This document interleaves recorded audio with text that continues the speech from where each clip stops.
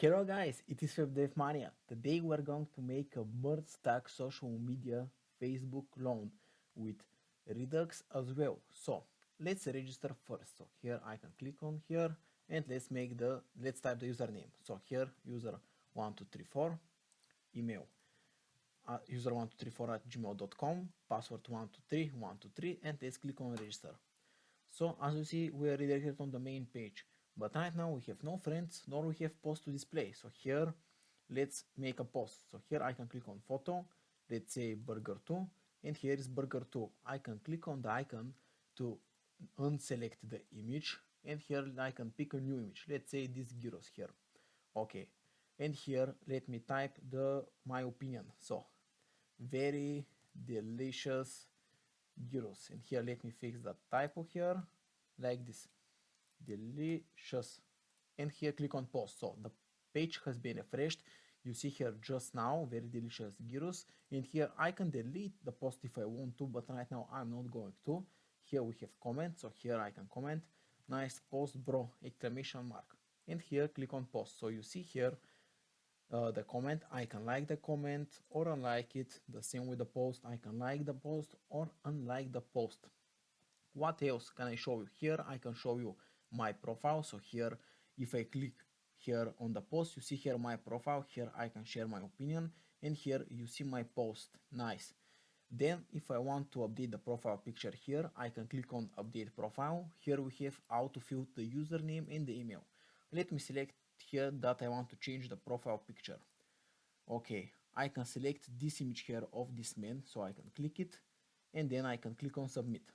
So here right now you see the image is different. So this is the demo, my friends. See you in development. Let's start developing. So you know me, I'm going to make here a backend and here a client folder. So usually I start with the backend folder first. So let me open my terminal and let's head into the backend. And here I'm going to install the dependencies first, but before this, of course, we need to initialize. So npm init y, and then we install our dependencies. So it will be bcrypt, course.env, express, JSON web token, mongoose, motor, and lastly nodemon. Those are very common dependencies. I would say they are used in a lot of projects, especially nodemon, mongoose. I mean, every dependency here is you are going to need it if you are going to develop with Node.js, most likely. Okay, so here inside the backend, I'm going to make the index.js file, and let's start typing here. So for the index.js, just let me make the terminal a little bit smaller, even I'm going to remove it. So first, of course, we import express. After this, we import mongoose. So here require mongoose. After this here, .env, then course. And here we initialize our application. So here const is equal to express. And here app.listen to process.env.port.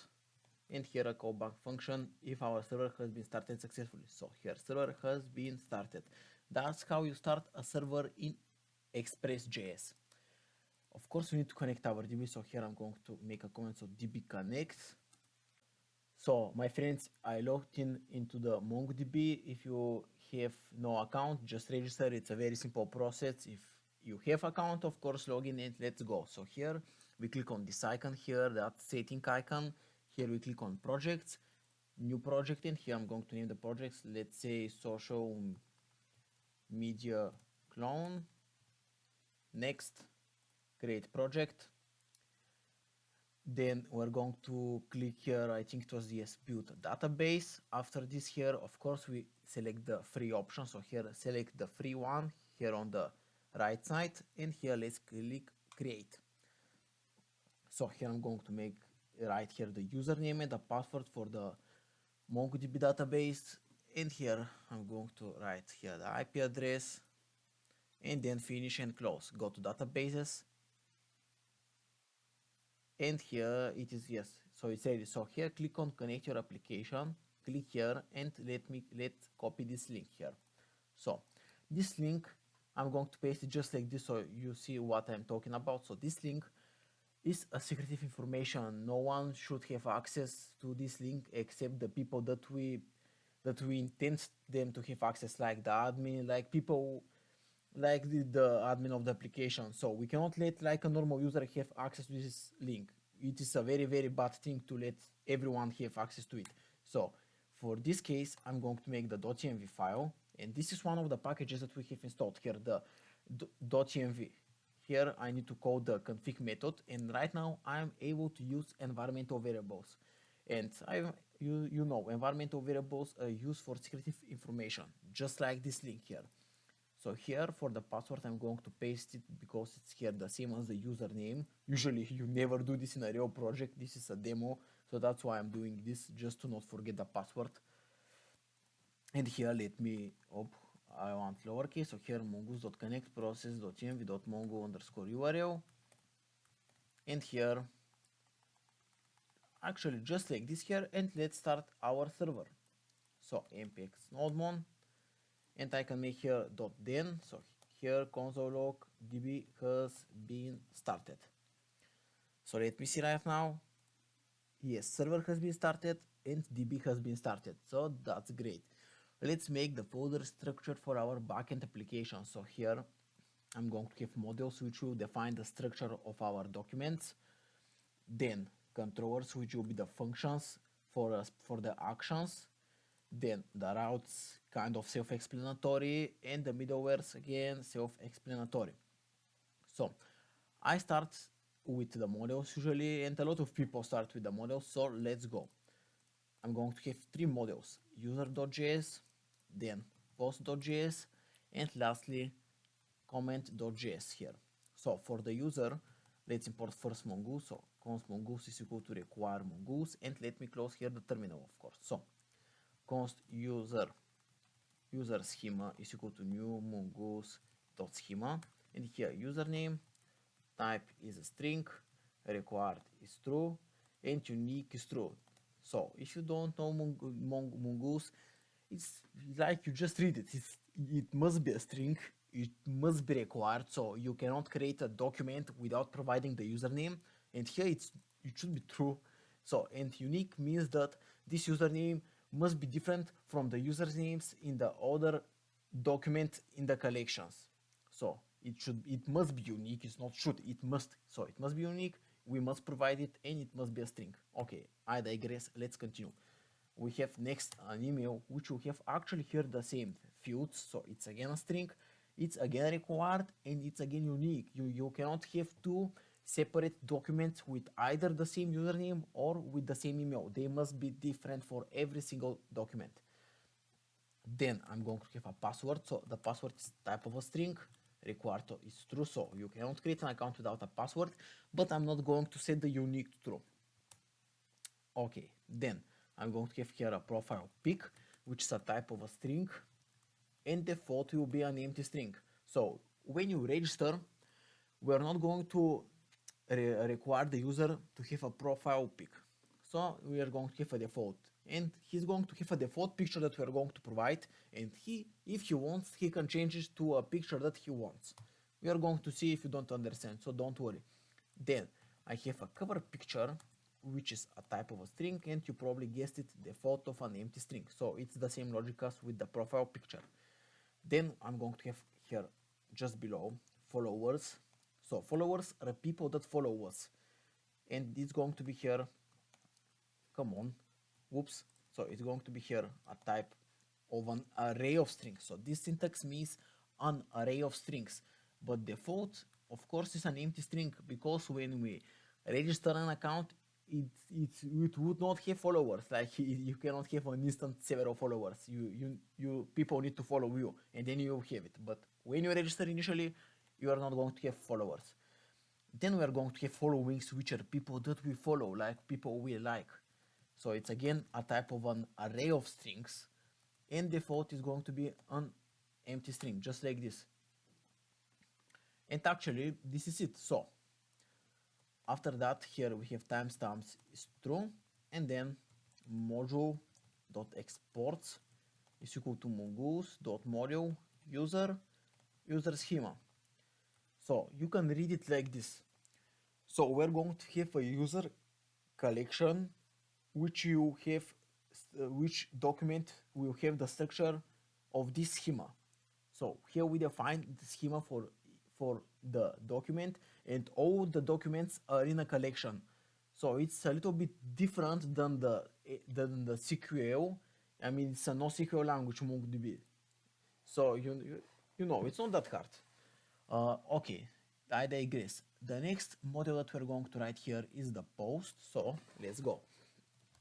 Const mongoose is equal to require mongoose.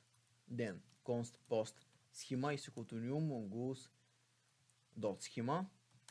And here user ID, here it's a type of a string, and here required is going to be a true. So every single post is going to be connected with the author of that post. Quite logically, right? Of course, we're going to have a description here, so it's a type of a string required of true. Minimum will be 10 characters, so the description cannot be shorter than 10 characters, but it cannot be longer than 100. Of course, those are numbers that I have chosen arbitrarily, but you can adjust the limits as you like. Of course, you cannot make, of course, you put a maximum and a minimum. It's good to have a maximum, especially because of security reasons, of DDoS and stuff. Okay, let's continue. Image URL here, type of a string, required of true. And lastly here I'm going to have likes, which are type of an array of strings, and of course an empty value, an empty array as a value. Because you know, when you create a post, it doesn't have likes automatically. And here I'm going to write, of course, timestamps to true. And module.export is equal to mongoose.model here post, and here post schema. Come on, post schema. Okay, we are ready with the post schema. And the last model that we are going to write here is the comment. So here const mongoose is equal to require mongoose, then const comment schema is equal to new mongoose.schema. And here text is going to be a type of a string and required of true, so that we must have a text in a comment, we cannot go otherwise. Then a post ID here is going to be type of a string and required of true. Then a user ID here, user ID here is going to be a type of a string and required of true. And lastly, we're going to have a likes, so here likes. And here again it's an array of strings, and default value is an empty array. And here we provide again the timestamps is equal to true, and of course we export it. So this is the last model, just let me write it here. So okay, so we are ready here with the models. Let's define the routes and the controller functions. So let's go here. I'm going to make here a node.js file, which is going to be for authentication. So this is the register and login. Then I'm going to have user.js. Then I'm going to have post.js. And lastly, we're going to have here comment.js. So let me first start with the auth. So here, const register and login, we're going to import them from /controllers/auth controller, which is a file that we have yet to create. And here I'm going to define, I'm going to get the router here, so express, so require express, and then .router. And here, router on a post request on the endpoint of register, we're going to call the register function. And here again on the auth route, when a post request, when it's a post request, and when it is on the endpoint of login, we're going to call the login function here. So we need to create here the register and the login. Okay, and of course the last part I almost forgot here is to export the router itself. So here, just like this. And here let's make the controller functions, controller files I mean. So here auth controller.js, then user controller.js, then post controller.js, and here of course comment controller.js. Of course we need to go here first with the auth controller, so let's start typing here the code. Okay, so const user is equal to require dot slash model slash user, then const JWT is equal to require JSON web token, and then const bcrypt is equal to require bcrypt. So let's start with the register first. So const register is equal to async request response, and here a try catch. For the catch block, I'm going to try to return response status of 500 dot JSON error dot message. And for the try block here, let's go.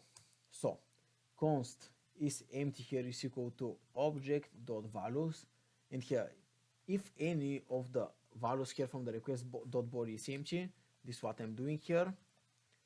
If that is true here, we're going to throw an error, which is going to be, oops, come on, throw new error, few all fields. This is how it's going to work. So you know the request.body, it's an object, and object's a key value pair. So it's like this. So username, user1. So with dot values is going to take this part here. So you can write dot keys, which is going to take this part, but I don't need the keys. I need only the values here. That's why I have written with the dot value method. And it's going to check if this is empty here. And of course, user1 is not empty here in that example, but this is going to check if only one of them is empty. So if only one of them is empty, this is going to be true, and if this is true, it's going to throw an error. It's quite easy to understand if you're a little bit, if you're not a beginner, but if you're a beginner, it's again not hard. Just stop the video and think about it. Okay, let's continue here. So const is existing is equal to await user.find one, and here we search for the username. So here request.body.username. We can either search for the email, but as we remember here, I've set both of them to unique, so it doesn't matter. Okay, and here, if that is true, so if is existing is true, again I'm going to throw an error. So here the error is going to be username has been already used.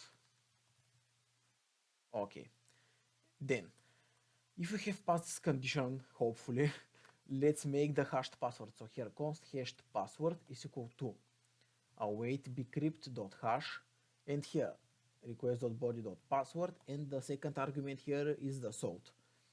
Okay, so this is how we create a hashed password. You see, it's quite easy with the bcrypt library.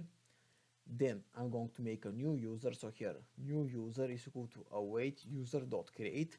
Here I'm going to spread the request.body. If you don't know spreading, I'm going to explain it in 10 seconds.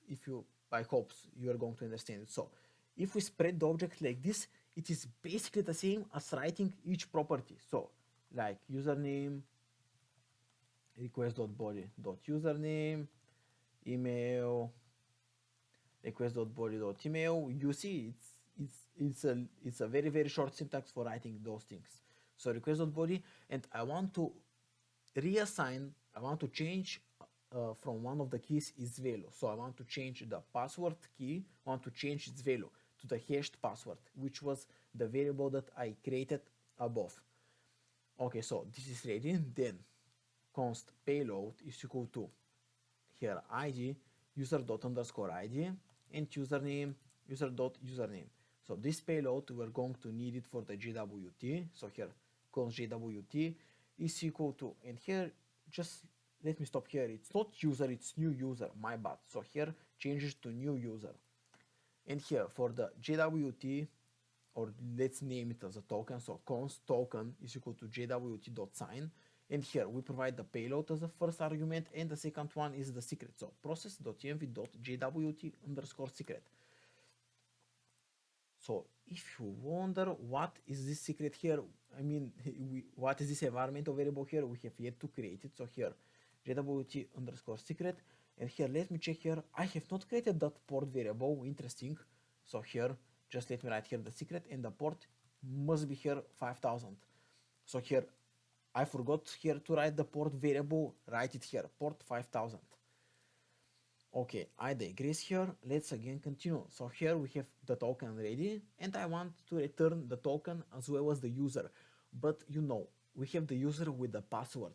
Even though it is hashed, I still do not want to return the hashed version of the password for security reasons. So let me get the password away from the user object. So this is how we are going to do it. So here how we get the password, and here from the ._doc, and here return response status of 201.json, and here we have an error because it's new user ._doc, and here .json, here we return the token and the others. So this is the user object but without the password. So let me import here the register, export I mean. So let me export the register just like this. And here let me define the login function just to export it right now to not forget later. And here we have login. So in the index.js here, of course we need to define the route here. So the auth route, and here auth router, it's auto imported as you see here. Okay, but you see here we read here, we use the request.body here, here, and here. We use it in 4 different places. And in order to be able to use the request.body object in Node.js, we need to write here 2 middlewares. So one is app.use here express.json. So it's express.json the first one, and the second one here is express.url encoded, and here extended to true. If we don't write those 2 middlewares here, the request.body will just be undefined. So we cannot use it, it's going to be undefined. We are not going to be able to use it. And here I see course, let me use it right now. I'm going to need it later, but I'm going to write it now because we're going to get an error and I'm going to write it, and yes, just write it right now. And if you want, read about it into the documentation why we do it. It is basically because my client is on port 3000 and my backend is on port 5000, and here we have a conflict. If you're more interested, I even recommend to you that you read the documentation here, it's not that hard. So here, that's why. Okay, and let me write the login function, and then I'm going to try both the login and the register. So for the login here, let me make again a try catch here. I'm going to copy the code from the catch block, just I'm going to paste it just here, and here for the try, const is empty here again. So const is empty is equal to object.values request.body here, and here .sum, and here like this. So this means a false value, and you know empty is a false value, that's why I do it like this. You can write it like this here if you want. It's yes, I'm going to leave it like this here. Okay, so after this is empty, of course I make the if condition. So if that is a truth value, I'm going to throw an error. So throw new error, fill all fields. So after this here, const user is equal to await user dot find to 1, and here I'm going to use the email, because when we register, we need the username, the email, and the password. But in the login here, I don't need the username, I only need the email and the password. So that's why I do it with the email. And here we do the opposite logic here. So if we don't have a user, I'm going to throw new error, which is going to be here wrong credentials, just like this here. Then I continue. Then I want to compare the password that I get from the client, and I want to compare it with the password that I have into the database. So here const compare password is equal to await bcrypt.compare, and here request.body.password, and then user.password, like this here. Oops. And then if that is a false value, I'm going to throw again the same error here with the same message. So here wrong credentials. So you probably noticed for the wrong email, I don't write wrong email, but I write wrong credentials. And for the password, instead of writing wrong password, I write wrong credentials. It is basically for security reasons. Okay, then I continue here. Const payload is equal to id user._id, and then username is equal to user.username.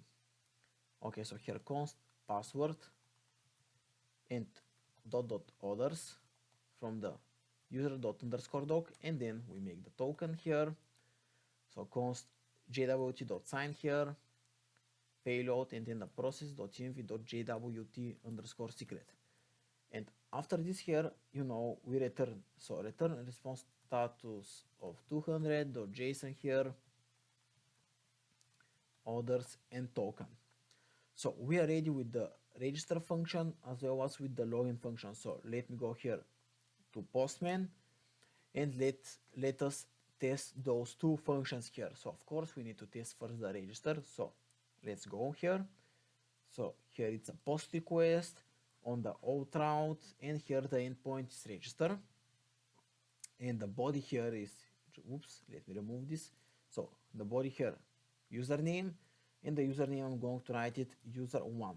Then email is going to be user1@gmail.com, and then password is going to be 123123. And here let me click send. So let me click send, and here we get everything. So here we get the token and the user information. So it's working successfully. Nice. So you see here, this is how a JWT token looks like. I know if you have not encountered it, it's looking very weird. And here we have the user, and you probably notice we don't have the password. I told you here, we get the password away from the user with, oops, with this syntax here. So if you're confused, this is equal to this, but this don't have the password. Others, the others object is without the password. New user is with the password. So that's why we get the password away and we return the others object here. Okay, you see here, no password. Okay, let me try to log in here. So on the login endpoint here, just let me remove the username because I don't need it, and let me click send. So we get everything as you wanted. Nice, nice. And if I add here an extra character, it should give us an error. Wrong credentials. Nice. And if I click again, everything is working. If I add one character here in the password, it's again wrong credentials. So it gives us the same error for either a wrong password or a wrong email, which is as I wanted it to be. Okay, let's go here to the post route here. So just let me close here those files. Here, yes, here. So it's post.js. So let's go here. We are going to have quite a few functions here. I warn you. So here, let me import them. So here, get post, then get user post, then create post, update post, delete post, get timeline post, like post, and lastly here this like post. So I'm going to make that on several lines because you probably see how long is it. So here like this, and this, just let me make that on a new line, and here this is equal to require dot slash controllers slash post controller, like this here. And here let me get the post router here. So post router is required to express, and here dot router, and I still don't like here the formatting. Let me make it just like this here. Okay, that's better. Okay, and here post router on a get request on the endpoint of find, and here id get post. So this is for getting an individual post. Then post router dot get here, and here slash find slash time, not timeline but user post slash id. So this is getting the post from, this is getting the post from a particular user, and here it's get user post. And then here I have post router dot get here slash timeline post, which is getting the post of ourselves and of our friends. And here it is get timeline post. Then this is for the get request. Then here we have the post router dot post on the home endpoint here. And here we are going to need one middleware here, verify token, and then here the function. So if you wonder what is this verify token, it's here. I'm going to create it. So auth.js is going to be the file, and here we're going to define a verify token function, which is basically for checking if the user is logged in, and if he's logged in, who is the user. So it's basically telling us if he's logged in and who is he. So const JWT is equal to require JSON web token, and here const verify token is equal to async request response next, and here a try catch, which is going to be here. Actually it's not an async, and I don't need the try catch, so without them, sorry. So here first check if the request.headers.authorization is empty, we are going to instantly return a response status of 403.json here, not authorized, no token. Then if request.headers.authorization and request.headers.authorization starts with bearer and a space here, we're going to have const token is equal to request.headers.authorization.split, and I'm going to split it by space, and I'm going to get the first index. So if you are confused, which I think you are probably, if you have not seen the syntax, I'm going to show you. So when we log in or register, we get the JWT back. We know this. And here, usually, we store the JWT token in the request.headers, and we store it as a key value pair. So the key is authorization, and the value is the bearer string. Then we have a space, and then the token itself. So it's a bearer, space, and the token. And here, we split it by the space. So here we're going to get, just let me make a comment here. So we're going to get an array here with the bearer, and then the token itself, so something like this. So I want to get the first index, which means we're going to get the second element, the token. So this is how we get the token. And then const, not const, but jwt.verify here, we check the token, then process.env.jwt underscore secret, and then we get a callback function here. So the callback function here have two parameters, error and data. So if error is true, we return response status of 403.json here, message wrong or expired token. Else, which means everything is correct, request.user is equal to data, and then we proceed on to the next function. We must here use next. Don't forget it. Don't forget it. And here, if you wonder what is this data here that we get, is the thing. Let me go here to the Auth controller. This is it. So that payload here. This is what we have here into the data. Whatever we have assigned here initially as the first argument. This is it, the data. Okay. And oops, I closed it, but I need to export it. I almost forgot here. Verify token just like this here. Nice. Okay. And here, let me import it. So const verify token is equal to require dot model verify token. It's actually Auth. The file name is Auth. So I have imported it. Nice. And here I have provided it. So let's continue here. And here it's not models. Wait, what I'm doing here? It's middlewares, right? Okay. We are ready with this thing. Let's continue here. Then we have post router dot put, and here update post underscore id, not underscore id, but colon id. And here we need to provide the verify token middleware as well here, and then the update post function. Then post router dot put here like post slash post id. Again, the verify token here, and here like post. Then post router dot put this like post slash id, post id, and here of course we need the slash. Then we again provide the verified token, and the function here is this like post. And lastly, here we have a post router delete request here, delete post slash id. Here again we need the verified token, and here delete post. And lastly here we export the router. So module.exports post router.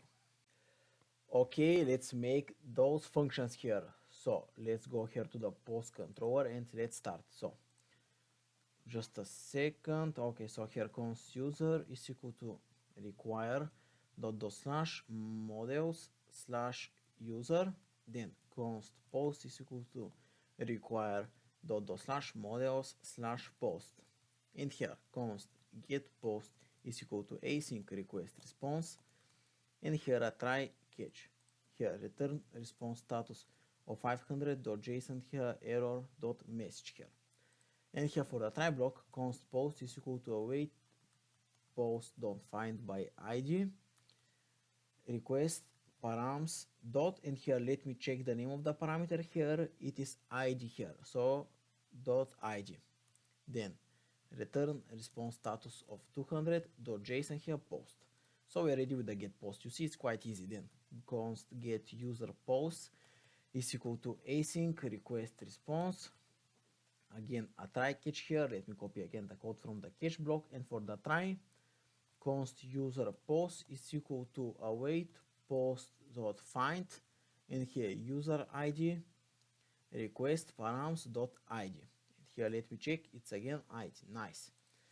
And here return response status of 200.json here user post.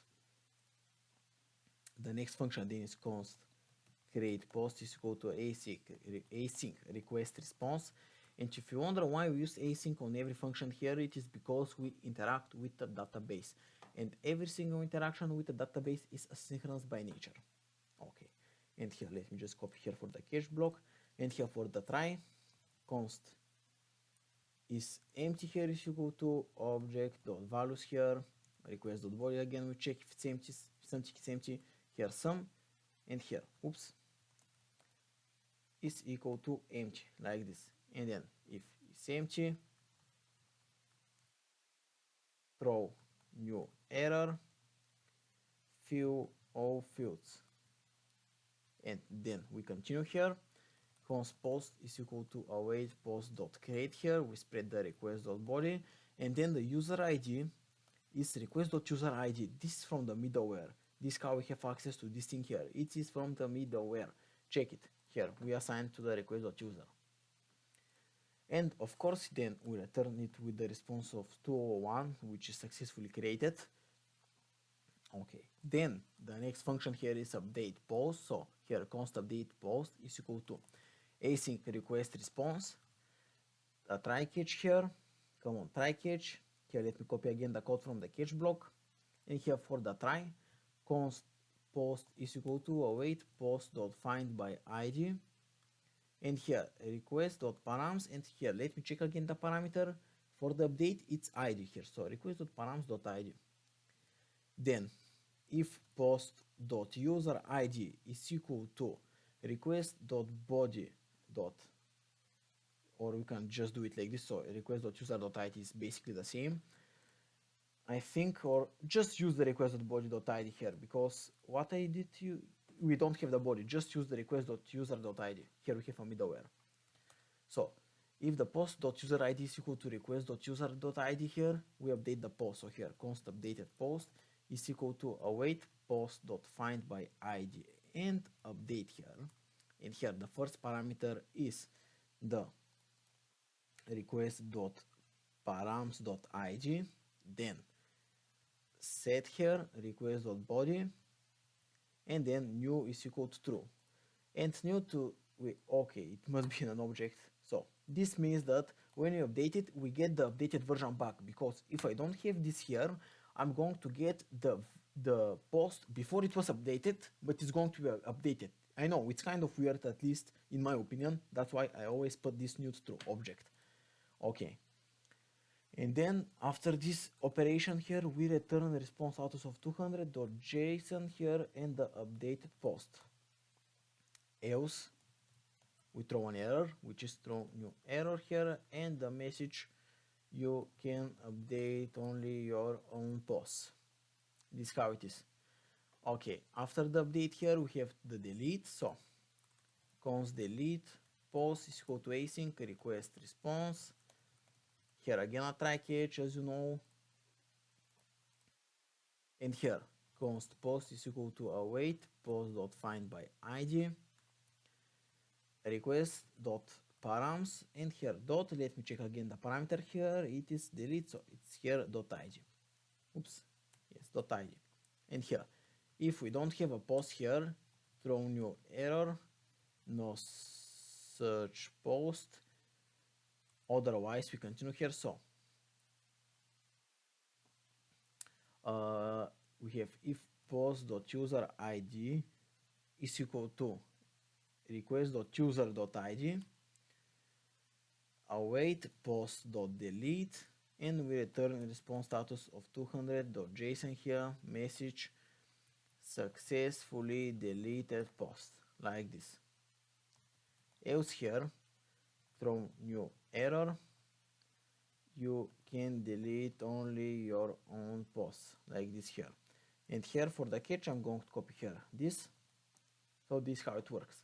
After delete here, we have 3 more left. So this one here is const like post is equal to async request response here. Again, a try catch.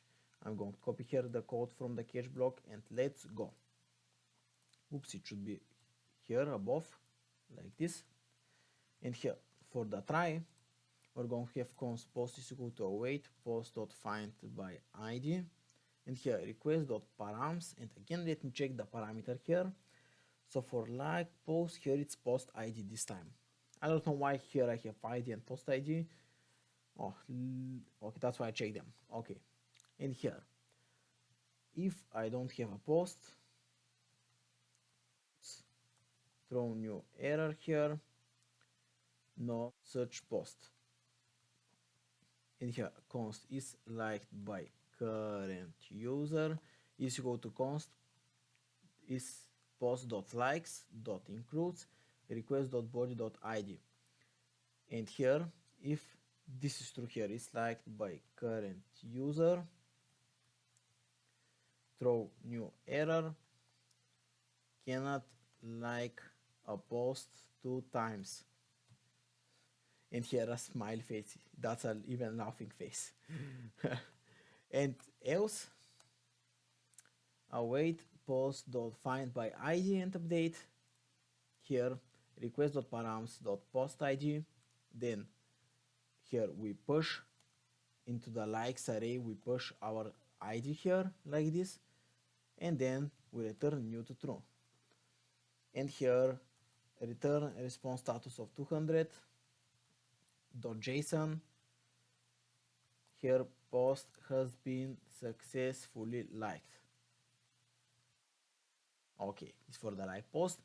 Here let's go here to the dislike post. It's actually not dislike like literally dislike, it's actually removing the like, but I have named it dislike. Okay, so here async request response, a try catch here, come on, try catch here. And here for the try we have again const post is equal to await post.find by id. Here request params.post id. Then if we don't have a post here, throw new error, no such post. Let's continue. So here const is liked by current user. We again make this variable. So here post.likes.includes request.user.id, and we make again if. So if is liked by current user here, await post.find by id and update request.params.post id. Then we poll this time, not push but poll. So here poll, and here from the likes array we poll our id then. And then new to true. We can actually omit this new to true because we don't return the variable, so it's actually useless, but I'm going to leave it. It's not that big of a deal. And here return response status of 200.json here, successfully unliked the post. Else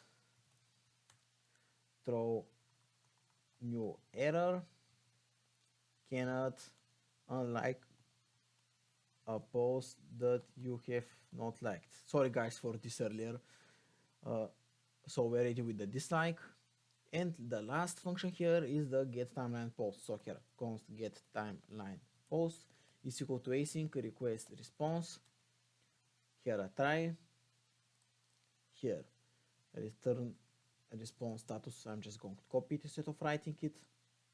And here for the try, we're going to have const current user is equal to await user.find by id request.user.id, then const user post is equal to await post.find, here user ID, and here current user dot underscore ID. So we get our own post, and then const friends post is equal to await promise dot all, and then current user dot followings. So here we map through our own friends, people that we follow, and here friend ID, here friend ID, and then return post dot find, and here user ID, friend ID,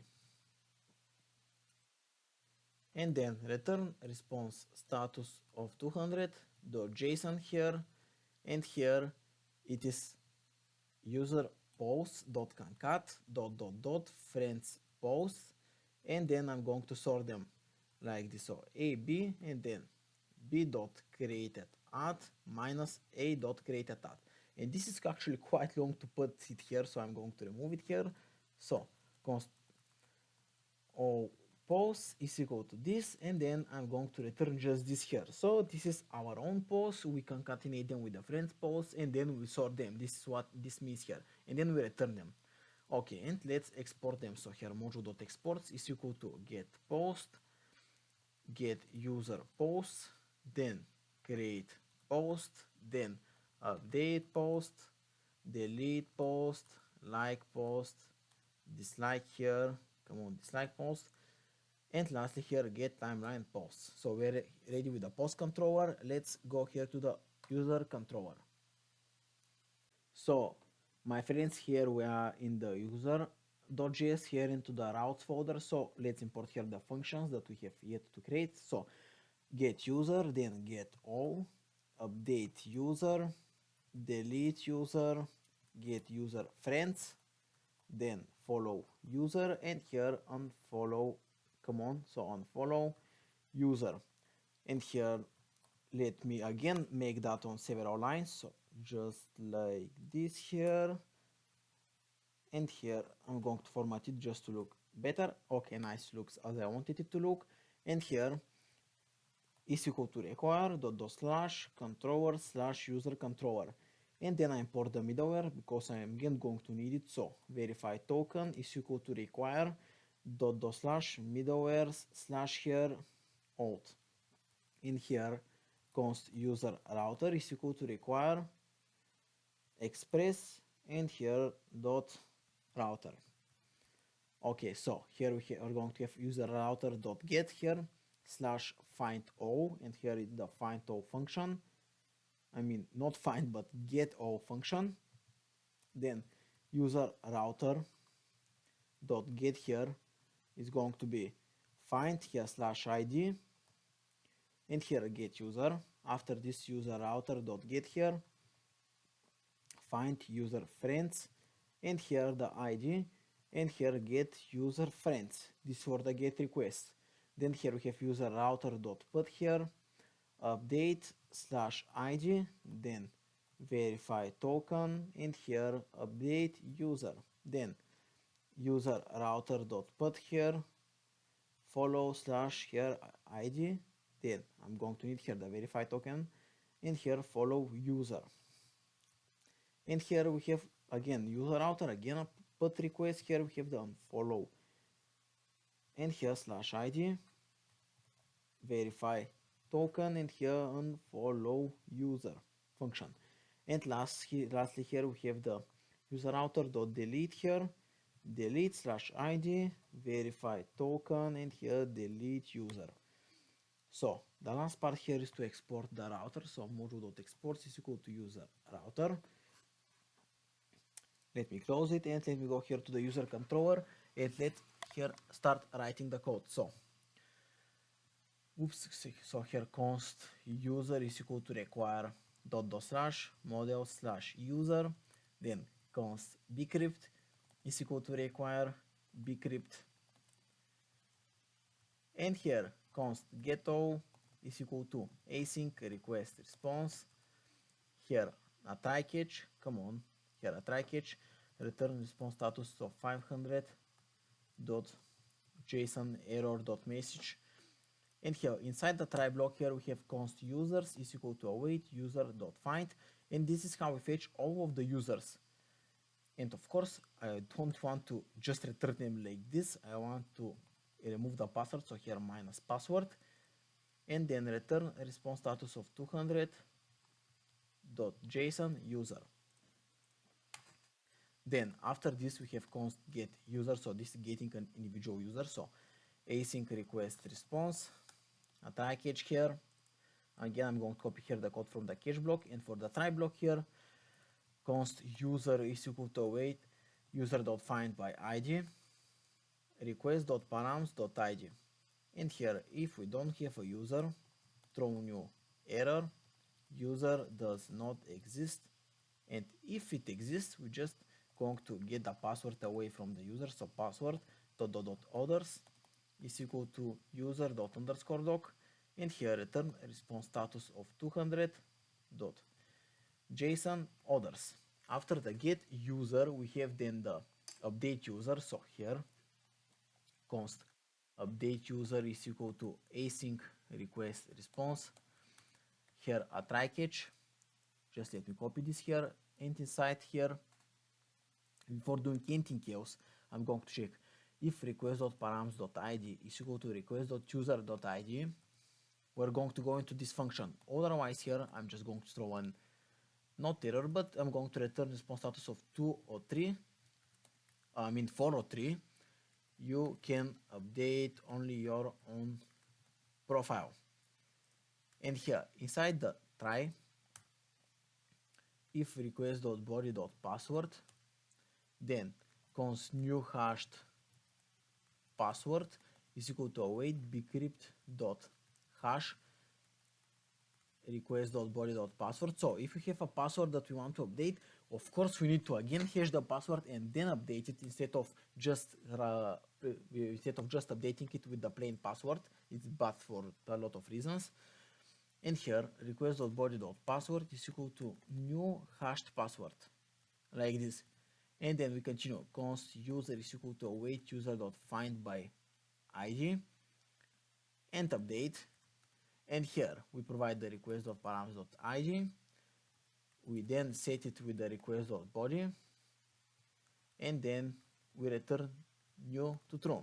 And lastly we return the user itself, so 200.json user. So you are ready with this function as well. Then the next one is the delete user, so here const delete user is equal to async request response, here a try catch, count try catch. Again I'm going to copy this piece of code from the catch block, and here for the delete, again I want to wrap it here like this here on the topmost, so here const, not const, but if request.params.id is equal to request.user.id here, and I'm going to wrap it, else, and I'm going to write the else code here. It's the same as this, but instead of delete, instead of update is delete here. So you can delete only your own profile, you can only update your own profile, and you can only delete your own profile. It makes quite a logic, right? Okay, then const user is equal to await user.find by id request.params.id, and here if we don't have a user, that means that we have already deleted it, most likely. User does not exist here. Exist. Then await user.find by id and delete. And here request.params.id, return response status of 200.json, here message successfully deleted the user. Okay, we're ready with this function. Then const get user friends is equal to async request response, come on, request response. Again a try catch here, let me copy here the code from the catch block, and here for the get user friends, const user is equal to await user.find by id request.params.id, and here if we don't have a user, again throw new error, user does not exist. Then we continue here, const user friends is equal to await promise.o because we're going to have several promises here. User.followings.map here, friend ID, and here return response status of not return response status, but return user find by ID, friend ID, and then dot select here minus the password, so we get the user without the password, and then return response status of 200.json user friends, like this here. Nice. So we're ready with this function. Then we have two functions left, which are going to be the most interesting function, I would say, those two left. So it's going to be for the follow and unfollow here. So here const follow user is equal to async request response here. Here I have a try catch, so inside the catch here I have return response status of 500.json, of just I can copy it, I always forget to copy it, and here we again make a check. So request.params.id, but this time not equal to request.user.id, because we want to be unable to follow ourselves. Like, I don't judge people that want to follow themselves, but in this demo application I'm not going to make this functionality. We cannot follow ourselves, and it doesn't make logic to follow ourselves, right? Okay, so here const friend is equal to await user find by ID request.params.id, and if there is no such friend here, throw new error, no such friend with this ID, not friend but user actually. So here not such user with this ID, and here if friend.followers.includes request.user.id here, like this. Oops. Throw new error, cannot follow the same user twice. Then after this await user.find by ID and update here request.params.id, and here oops, just like this, and here $sign push, and here we push followers, and here we push our ID here, so request.user.id, just like this, and then again await user.find by ID and update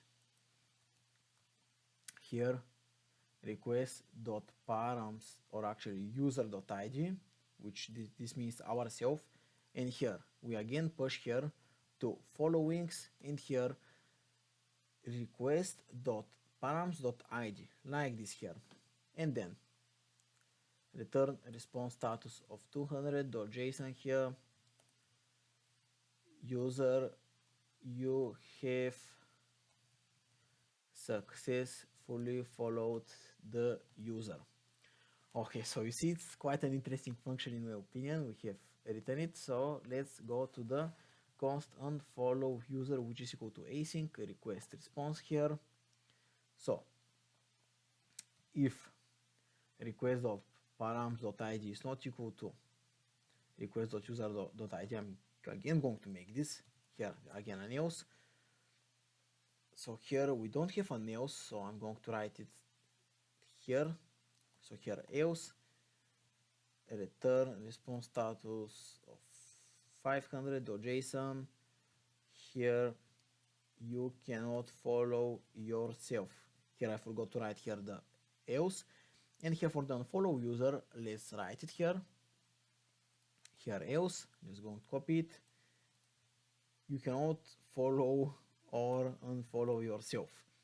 Okay, and here I'm going to have here a try catch, of course, and here for the catch I'm going to copy the code here, and here let's go with the try. So again, const friend is equal to await user.find by ID request.params.id. Then if we don't have that user here, throw new error, no such user exists. Then we continue. If that is not true, so request.user.id, so this means that we don't follow him, throw new error, cannot unfollow a user that we do not follow. Like, in order to unfollow someone, you need to follow him, right? You cannot unfollow someone that you don't follow. It doesn't make sense. So this is why I do this if statement, and then I continue here. Await user.find by ID and update here request.params.id, and here poll, and here we poll from followers, we poll ourselves. So request.user.id, and then from our own user, so from ourselves, we unfollow the user. So we do it like this. So here find by ID and update request.user.id, here again $sign poll followings request.params.id, and then return response status of 200.json here, message user successfully unfollowed, and here module.export. So let me export those functions here. Get user, update user, delete user, get user friends, follow user, unfollow user, and here get all.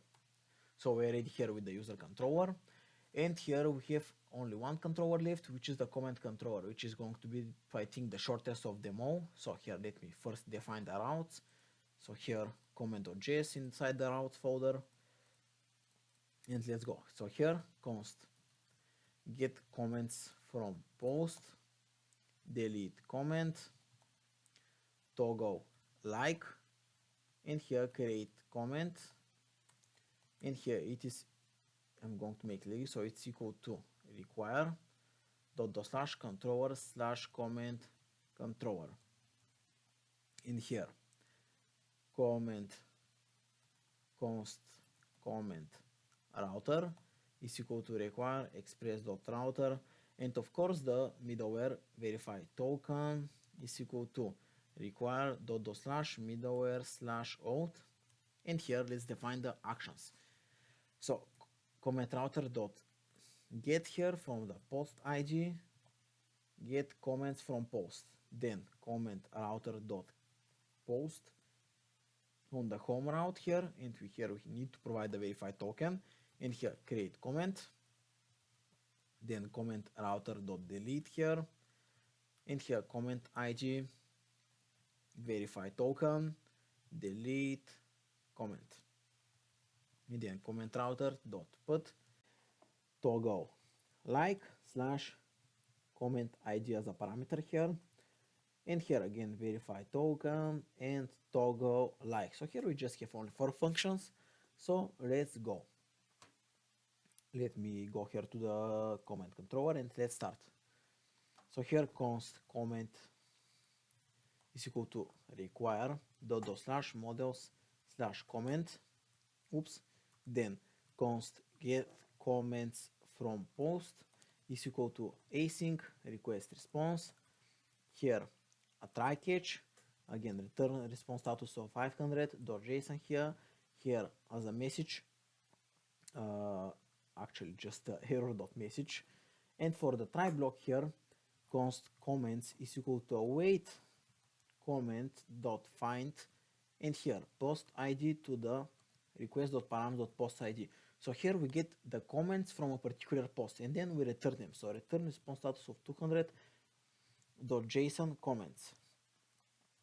Then const create comment is equal to async request response here a try catch.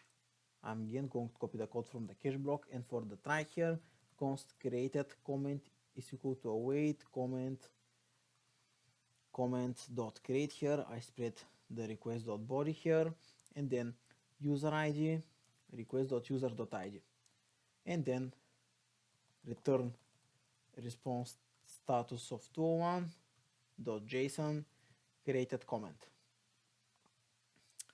Then the next function here is the delete comment. So const delete comment is equal to async request response here a try catch const comment is equal to await comment dot find by id, request.params.comment id, and then we check if comment.userid is equal to request.user.id, await comment dot, or we can just do it like this. So comment.delete. We can do it either way with the comment.find by id and delete, and then we put the id, but I'm just going to do it with the shorter way. So like this. So comment.delete. Else here return, or just I'm going to throw the error. So throw new error. You can delete only your own comments. And here for the cache block, I'm just going to paste this here. So this for the delete, and the last here is the like here. So here const toggle like is equal to async request response here, a try catch, and here return response status of 500.json here,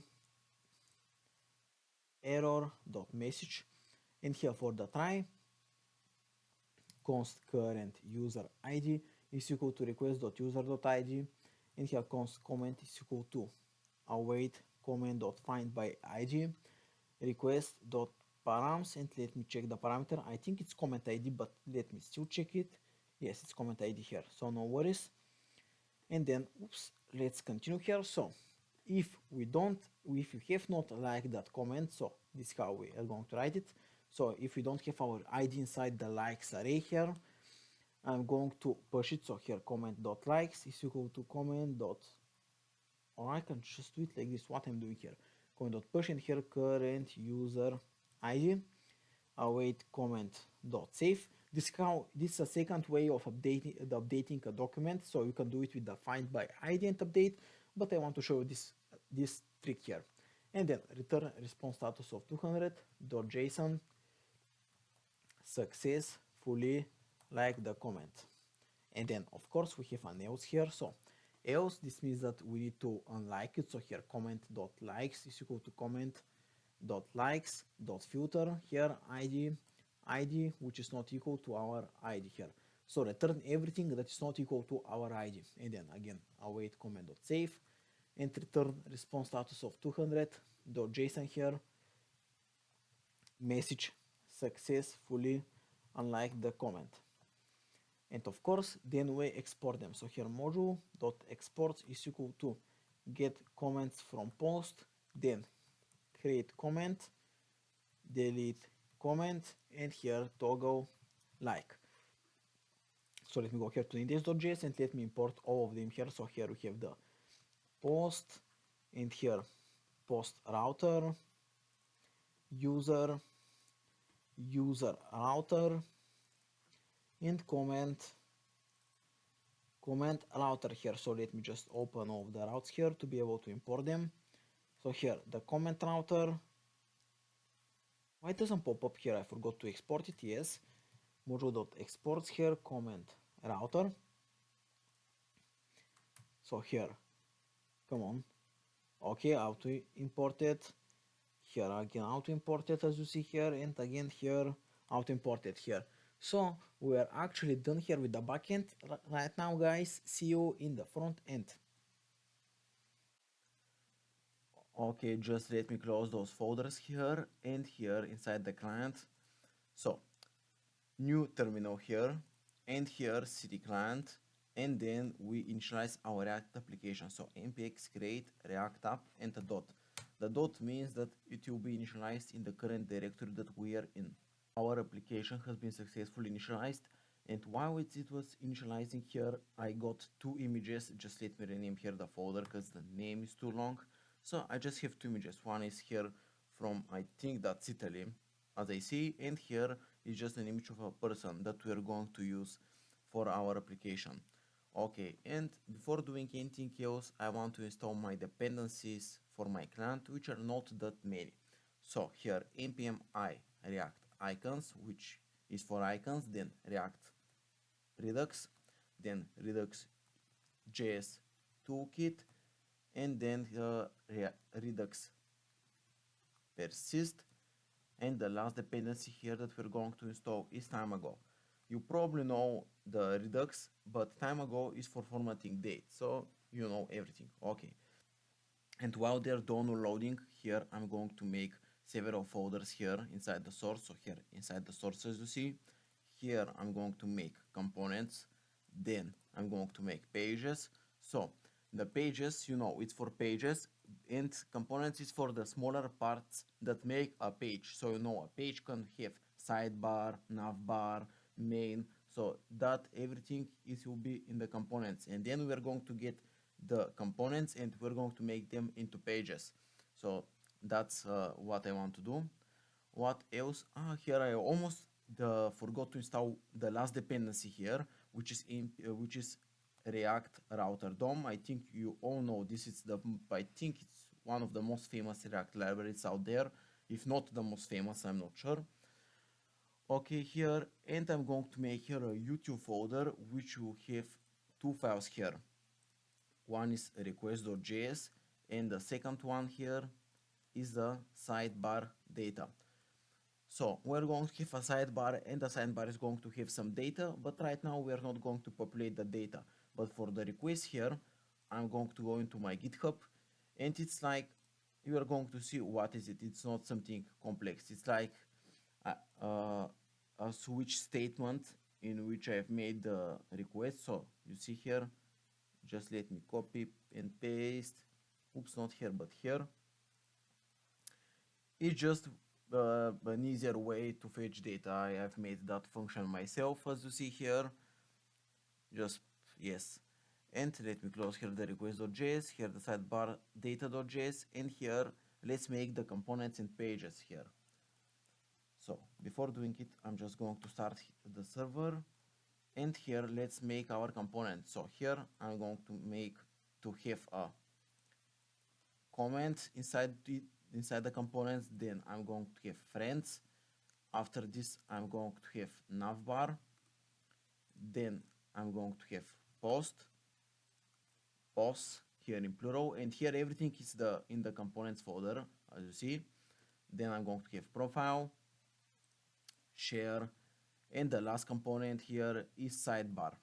So you see, then inside the pages folder, I'm going to have 4 pages.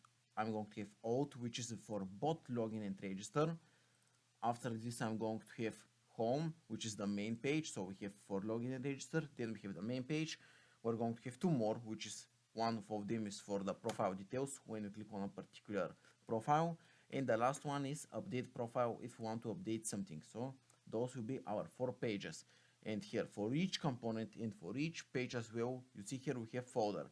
And here for each folder, I'm going to make a JSX and a CSS file. So here, comment.jsx, rfce, and then comment.module.css. So if you didn't know that rfce thing that I did here is just an extension, just let me show you, ES7 plus Redux React Native snippets. You see it's with almost 8 million downloads, so this is the extension. Almost everyone uses it.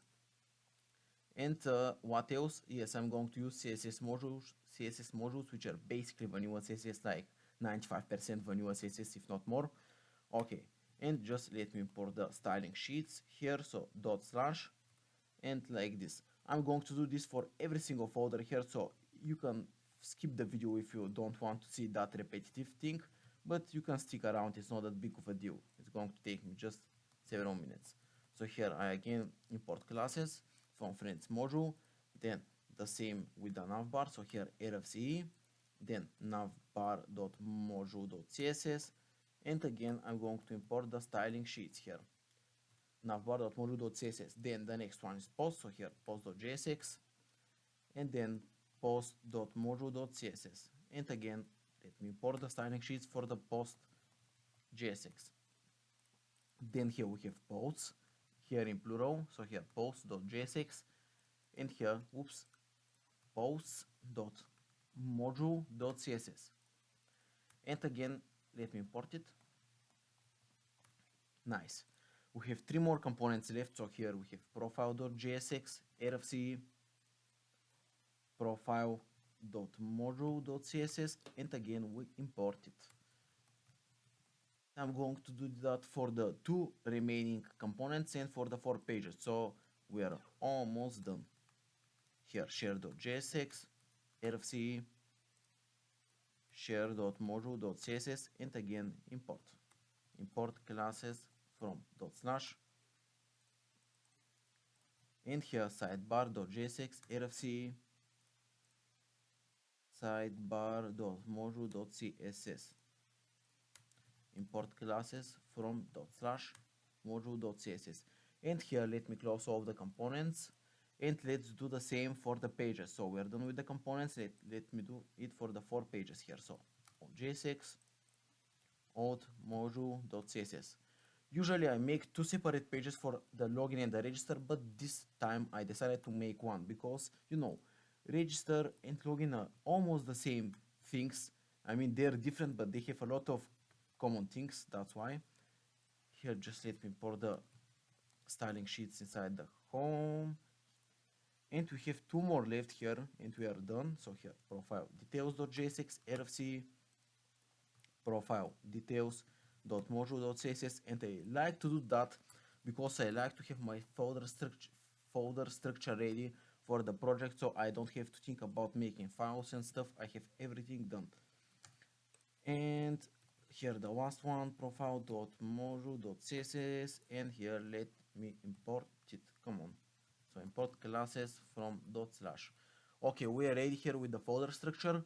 I suggest to you that we close here everything and we go here inside the app.js. We delete this boilerplate code here, here the class name, here I'm going to delete the logo, and here while I'm at deleting things, let me delete the files that I'm not going to need here, which are those, you see those 5 files, I always delete them. So app.test.js, index.css, logo, report web vitals, and setup test. So select and here delete.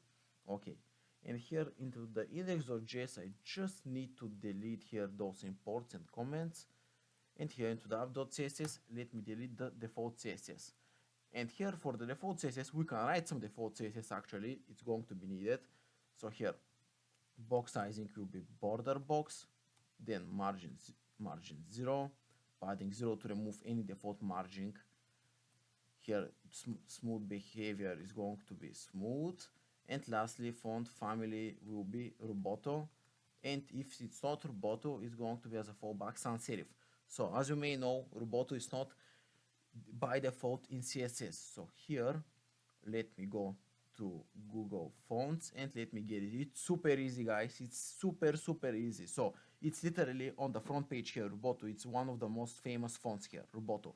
And here just let me remove it. So here I'm doing it from your point of view. So here you are for the first time in Google Fonts. You just see Roboto, you click Roboto, and here you see with the plus you select the different boldness. Those with the minus are those that I have already selected.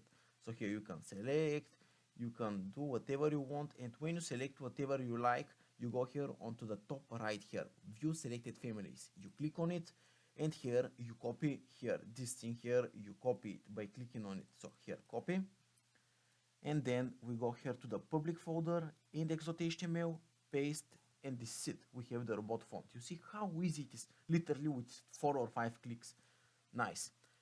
Okay, we're ready with the fonts and stuff, and I wanted to, yes, so I'm into the app.js. I wanted to make my routes. This is the final thing before we start writing our first component here, our routes here. So here, routes, and here, just let me import it. So import routes, a route from React Router DOM. And here inside the routes, here let me get first the home here. So here it's home. Then it's the just let me copy it. So here it is profile / an ID, which means that here it's the profile details. Then here we have the update profile, and here the ID, and here it is update profile, and lastly here we have auth, which is standing for the auth here. So I can open each of those files just to be able to import them. So just like this here, and let me import here the home, the profile details, the update profile, and here the auth. So I have successfully imported all of them. And as you may know, in order to be able to use React Router DOM. Okay, we've done this thing here. We've wrapped it with the routes and here the routes individually, but here we need to wrap our whole application with one thing, with the browser router. You probably know this if you have worked at least once, but for those new here, the final step for being able to use React Router DOM is to wrap your application with the browser router, just like this. It's not hard. Nice. And here, just let me close all of this thing here. And here we're going to do first the home page here, as you see. Then we're going to do the auth, then we're going to do the profile, and then lastly the update profile. So here first for the home, let me import my components here. So first let me just write here the style. So here it is classes.container, then .classes.wrapper, and here I'm going to have my navbar. Below I'm going to have main with the class name of main, and here I'm going to have the sidebar, posts, and then I'm going to have friends. So you probably can guess mentally what will be our layout. So on the top of the application we're going to have the navbar, and then the rest will going to be divided by those three components here: sidebar, posts in the middle, and friends on the right side. It's not that hard problem for you. Okay, just let me import those components here, and then we're going to start writing JSX finally. So just let me open this here. I like to open them because then I'm able to auto import them if you wonder why I open them. And here where it is friends, nice. And here let's start. So here imported, imported, imported, imported, and then I can click here on home, close to the right, and here it is clean. And I can click on this icon to close every folder here, so everything is clean here. Let me see how it's looking. Just let me close this. Okay, you see here we have the navbar, sidebar, posts, and friends. And my friends, I suggest you that we start right off the bat with navbar.jsx. So let's go. Here source, components, navbar, and navbar.jsx. So let's go. Here I'm going to have a class name of classes.container, then .classes.wrapper, and here I'm going to have classes.left, and I'm going to have a right side as well. So here for the left side I'm going to have a link here, and this link here is provided by React Router DOM. It is basically an anchor tag, but it doesn't reload the page. So we stay on the same page without reloading. This is why we use here the link instead of the anchor tag. It's going to navigate us to the home page, and here inside H3 with web dev mania as a text. This is just the left side. It's super simple. And here for the right side is going to be a little bit more interesting. So here I'm going to have a form. So the form is with the class name of classes.search form, and here inside the search form I'm going to have an input, which is a type of a text, and a placeholder search profile ... And below I'm going to have AI outline search icon with the class name here of classes.search icon.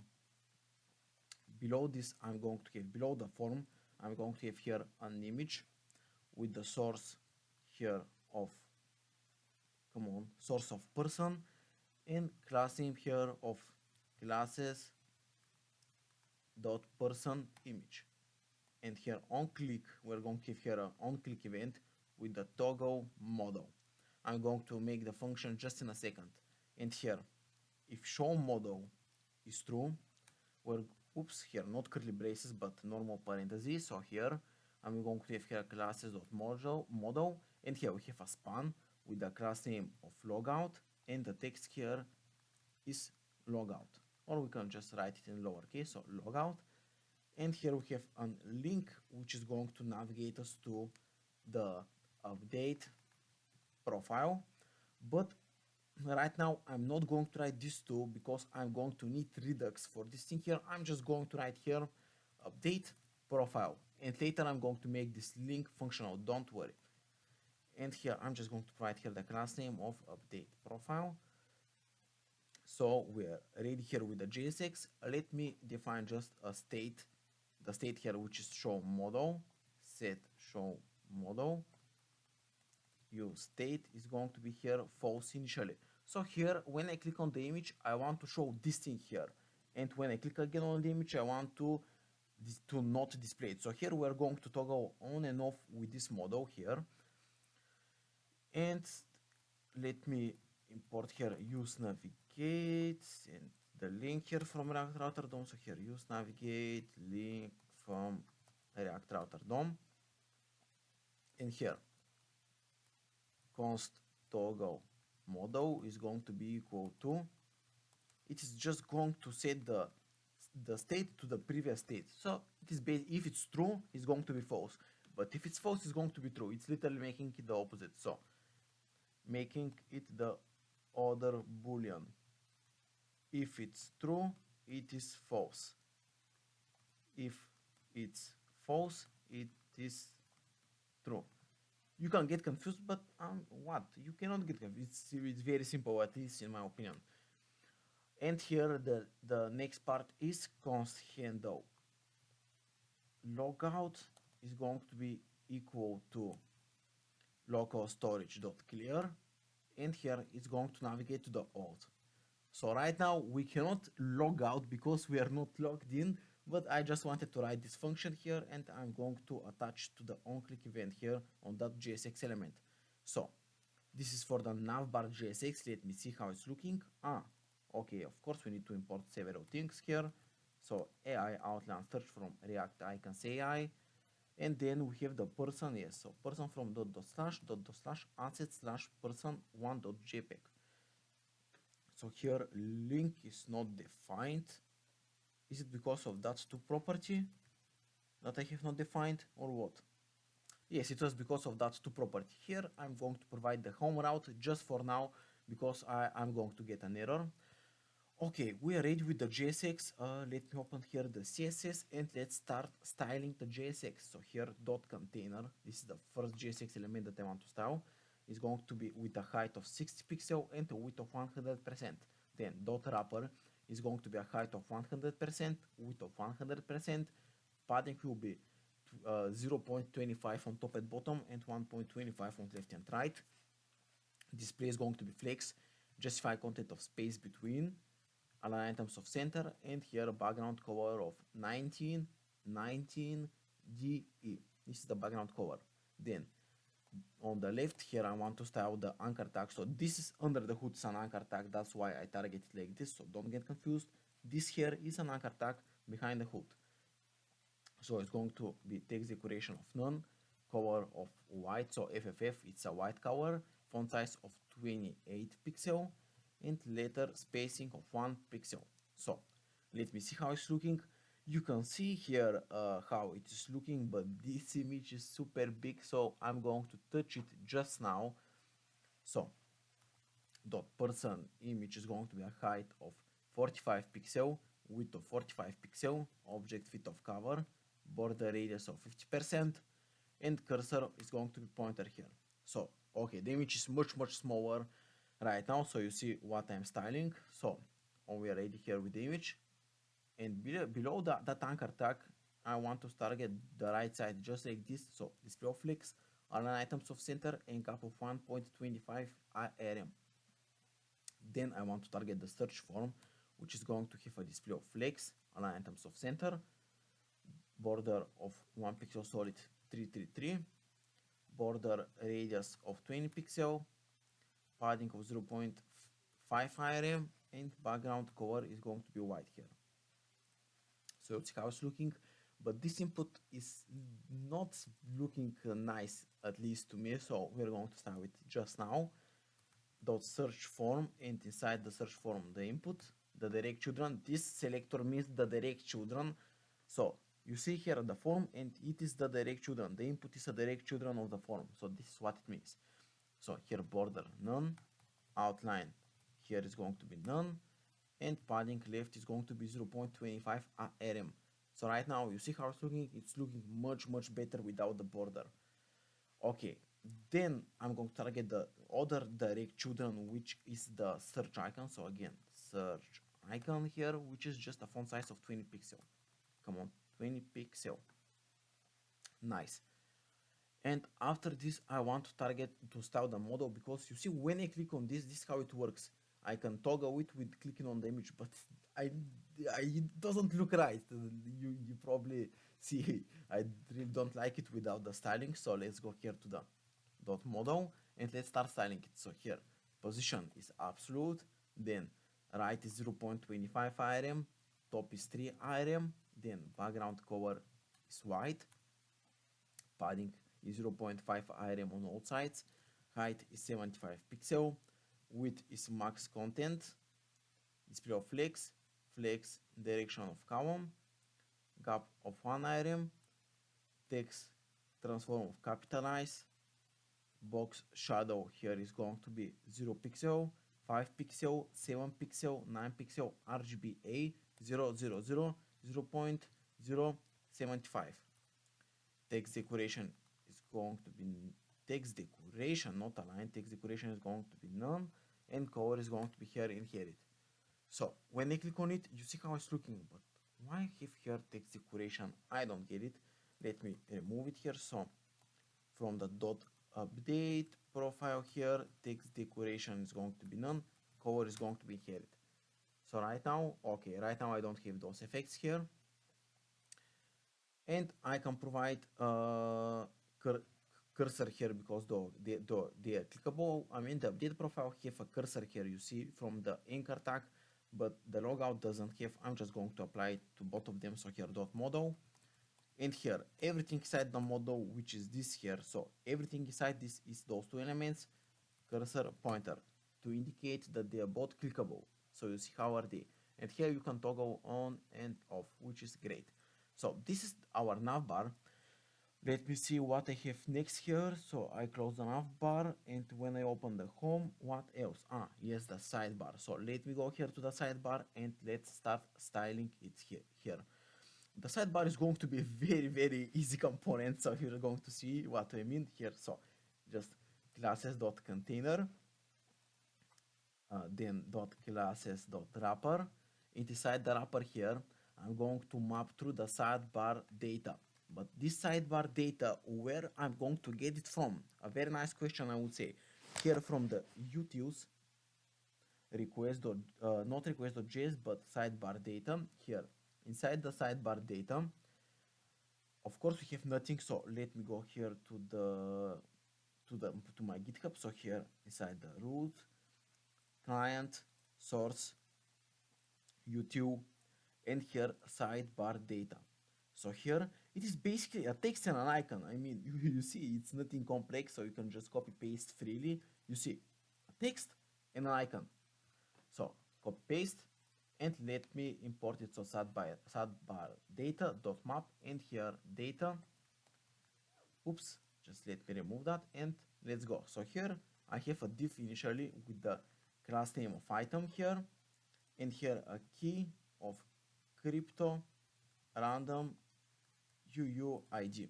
So this is with a key, and here I'm going to have data.icon, and below this I'm going to have a span with a class name here of text, and here you probably guessed it, data.text. So let me see how it's looking. Okay, we need to style it. I know. So let me go here to the sidebar.module.css, and let's start styling it here. So just let me split the screen so you see what I'm doing here. And here for the dot container is going to be height of calc 100 vh minus 60 pixel. And if you wonder why 100 vh minus 60 pixel, I'm going to show you. So here inside the navbar.module, this is the navbar styling sheet right now.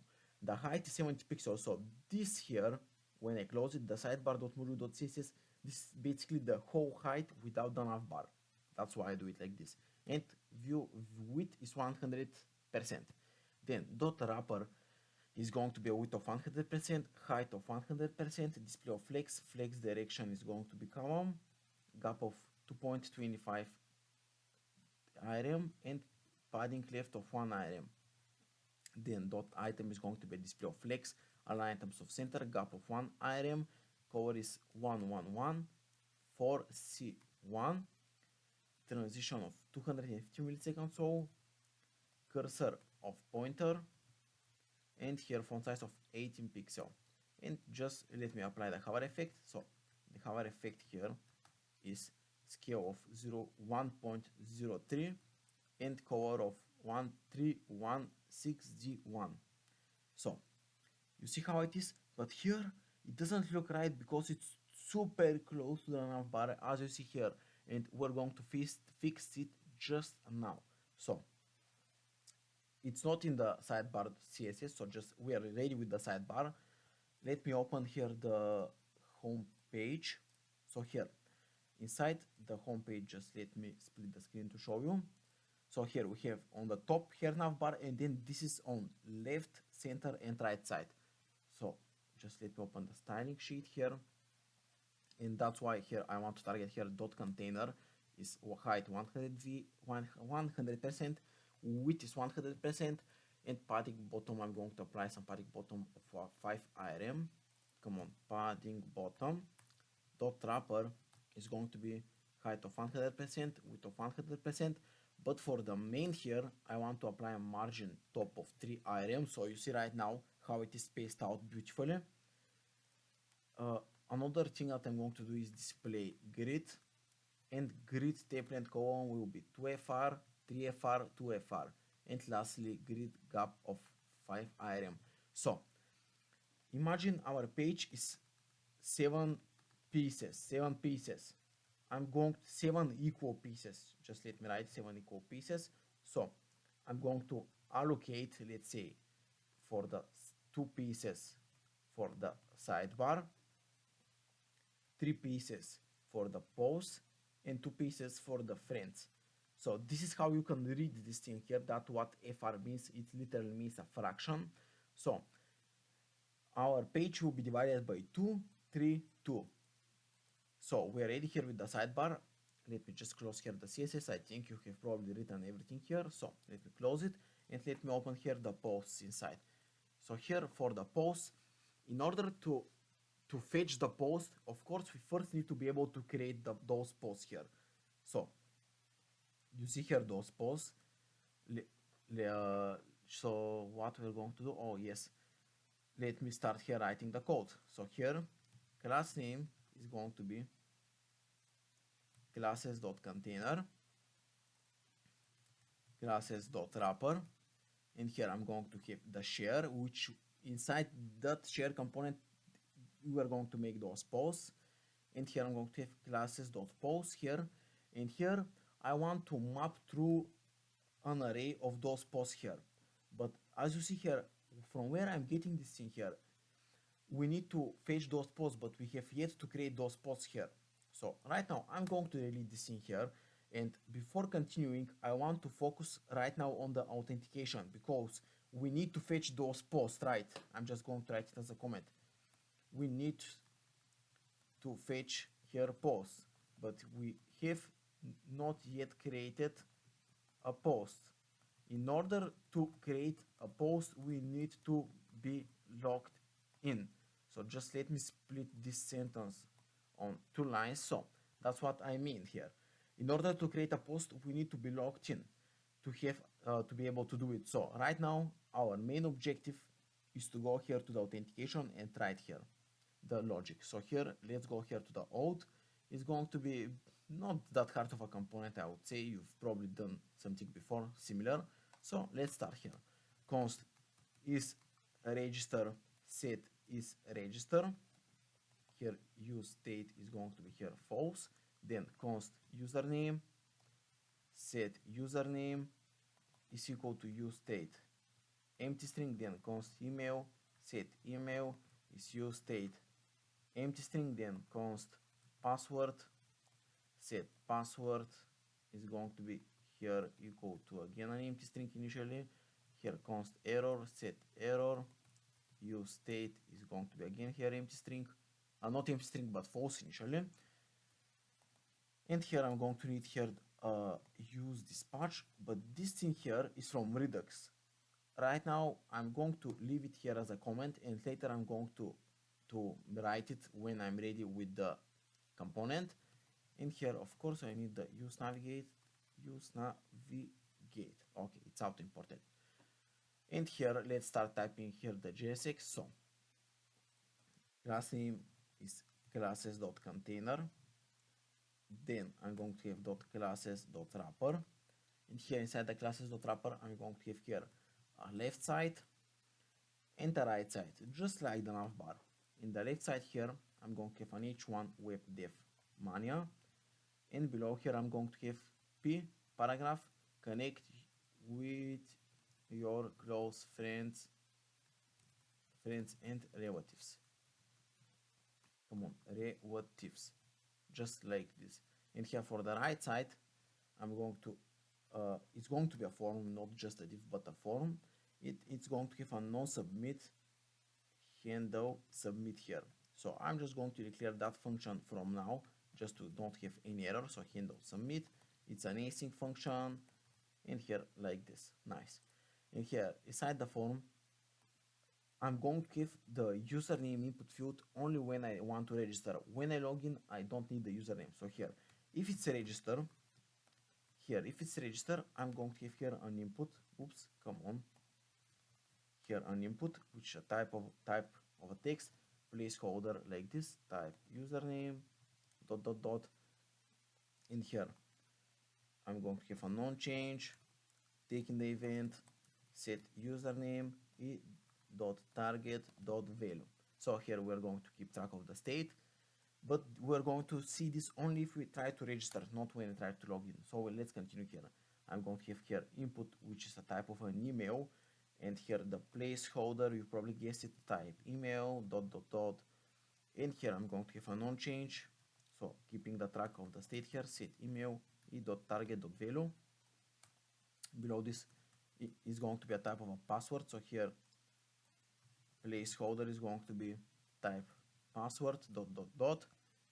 And here on change is going to be set password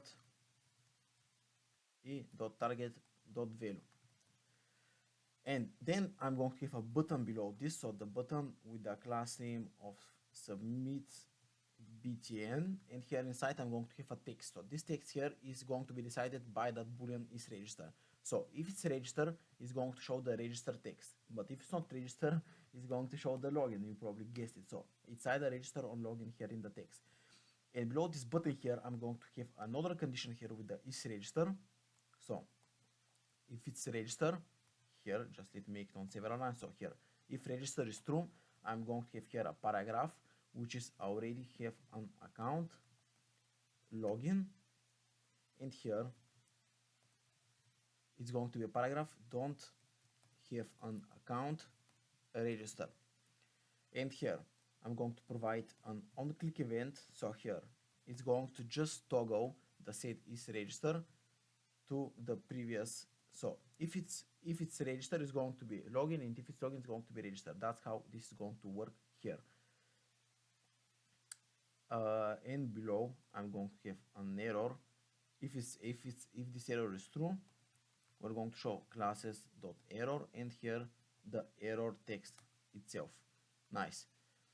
So here let's start typing the handle submit function, which is going to be quite interesting. So first I'm going to prevent default the event, which means that we are not going to refresh the form when it is submitted, which is a behavior that we don't want. Here just let me make a try catch. Here console error, and here for the try, if is register is equal to true, here we're going to register, else is going to be a login. So just let me make some space here for you to see.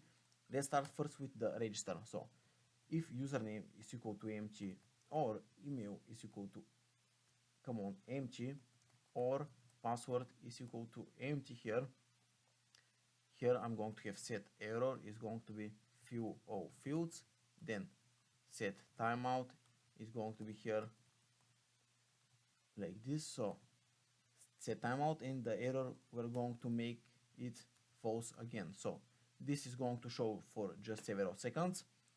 After this is going to be shown just for 2.5 seconds. This is what it means. 250 milliseconds. Okay, then here I'm going to make the header. So the headers is going to be content type application slash JSON. The body here is going to be const body, username, email, and then the password. And here I'm going to make a request. So here await request. So just let me open this thing here. So you just see this file here. First I need to provide the URL, then the method, headers, and the body. And this thing here is when I try to upload images, that's why I do it. So here is just to avoid stringify the body. So if that is true, I'm going to not stringify the body, but initially it's a false, so don't worry about this. I'm going to touch this only when we send images. So right now, don't worry about this. So let me import, let me import it here, come on, import it. And here, first I'm going to provide the /auth/login, then a post request, then headers, and here the body. So here, how we do it. So, here we have the base URL. So it's /auth/login, then it's a post request with the headers and the body. And then we dispatch, or I'm going to do that just when we write here the login, and then I'm going to set up the Redux. It's going to be quite easy. So right now I'm not going to do it. So let's continue here. So inside the else statement, we are inside the login. So here we just check if the email is empty or the password is empty here. And if any of those are empty here, set error is going to be again fill all fields. And we're going to have again set timeout here, set timeout 250 milliseconds, and here set error is going to be false, like this. And then of course I wanted to return, and here I forgot the return. Here I don't want to continue if anything is empty. So here we have a return if something is empty. Here it should be here. Okay, let's continue. Then here we again do this with the header. So headers is content type application/JSON, const body is equal to email, password, and here const data is equal to await request, auth login, post request, headers, and body, like this here. And then of course if it's a success, we're going to navigate to the home page, and here the same when we do the register. So we are ready here with that thing here. So let me go here to the come on, share is not defined here. I have not imported it here. Just let me import it to get rid of that error. So it's imported. Share is not defined. How it's not defined? I just imported it. Share.module, here the post. Let me refresh here. Okay, so here it is. We have no problem. Just let me close it here, and let's go here to the /auth. So right now you see how it's looking. Let's go here to the CSS and make it look beautiful, and then we're going to touch Redux. So open the CSS here. Just let me split the screen like this. Dot container is going to be height of 100 VH, width of 100 VW, display of flex, align items of center, and justify content of center. Then dot wrapper is going to be here, width of 50%, height of 30%, display of flex, justify content of center, align items of center, gap of 3.5 rm. Then dot left, and here we are going to target the H1 inside the left. It's going to have a color of RGB color, which is going to be 38, 215, and here font size of 34 pixel. Then dot left, and here the paragraphs inside dot left, which is going to be a color of 777. Letter spacing of 0.9 pixel. Margin top of 1.25 rm. Come on, margin top of 1.25 rm. Max width of 275 pixel. Line height of 27 pixel. So let me see how it's looking. You see how it's looking, but we still have to style the right side. So here dot right is going to be a display of flex direction of column, and gap of 1.5 rm. Then dot right in the input inside the right is going to be outline of none, border of none, border bottom of 1 pixel, solid 888, and padding of 0.25 rm. Then dot right and the submit btn inside the dot right. Background color is going to be blue here, color is going to be white, outline is going to be none. Just let me make the page like this, the screen. After outline of none, we have border of 1 pixel, solid transparent, font size of 18 pixel, padding of 0.25 on top and bottom, and 0 on left and right, and here cursor of pointer. Then dot right, and here submit btn, and here hover is going to be a background color of white, color of blue, and border color is going to be blue as well. So right now you see how it's looking nice. Let's continue here. So we have here the dot error, which is going to be position absolute. After the position absolute, top 1.5 rm, then right 1.5 rm, width of 50 pixel, background color is going to be red, then color is going to be here white, min width is going to be 150 pixel, min height is 40 pixel, padding of 0.25 on top and bottom, 0.5 on left and right, word wrap break word, display of flex, justify content of center, and run items of center. So let me write here something into the error just for you to see. So here few fields as a default value just for you to see, and here this is how the error is looking like, so you know. But let me revert it back to the value that I wanted it to be, which is false. So we are ready with the CSS, we are ready with the function. The only thing that we need to do regarding the authentication is to set up the Redux, which is going to take us less than 5 minutes. It is just for authentication, for nothing else. So let me close again everything. So here source, and here inside the source directory, let me make a Redux. So here we have assets, components, pages, utils, and Redux. And here inside the Redux folder, I'm going to have auth_slice.js, and then I'm going to have a store.js here. So first I'm going to write the auth_slice code. So here it is import create slice from Redux.js toolkit, and here I have an initial state here, so let me declare it. User is going to be no initially, and the token is going to be no as well. Then export const auth_slice is going to be equal to create slice, and here first the name of that slice is going to be auth, so the name is auth, the initial state is that initial state, and then the reducers are the functions that are going to touch the state. So this is it. We have a state, and we have reducers functions, which are functions that mutate or change the state. It's the same thing, mutate or change.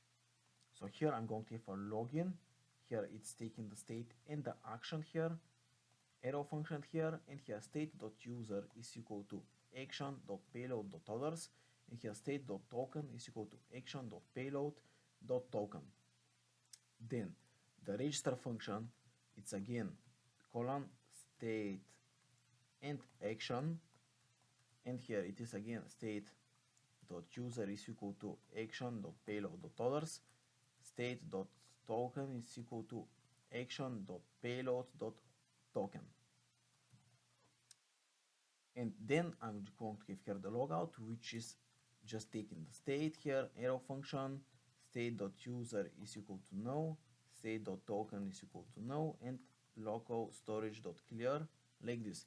Then let me export those functions here. So export const login, register, and logout is equal to auth_slice.actions, and then we export the auth_slice.reducer here. So this is for the auth_slice, it's not that complex. And here for the store, I'm going to go to the GitHub because we have a lot of boilerplate code from Redux persist, which I don't want you to lose your time.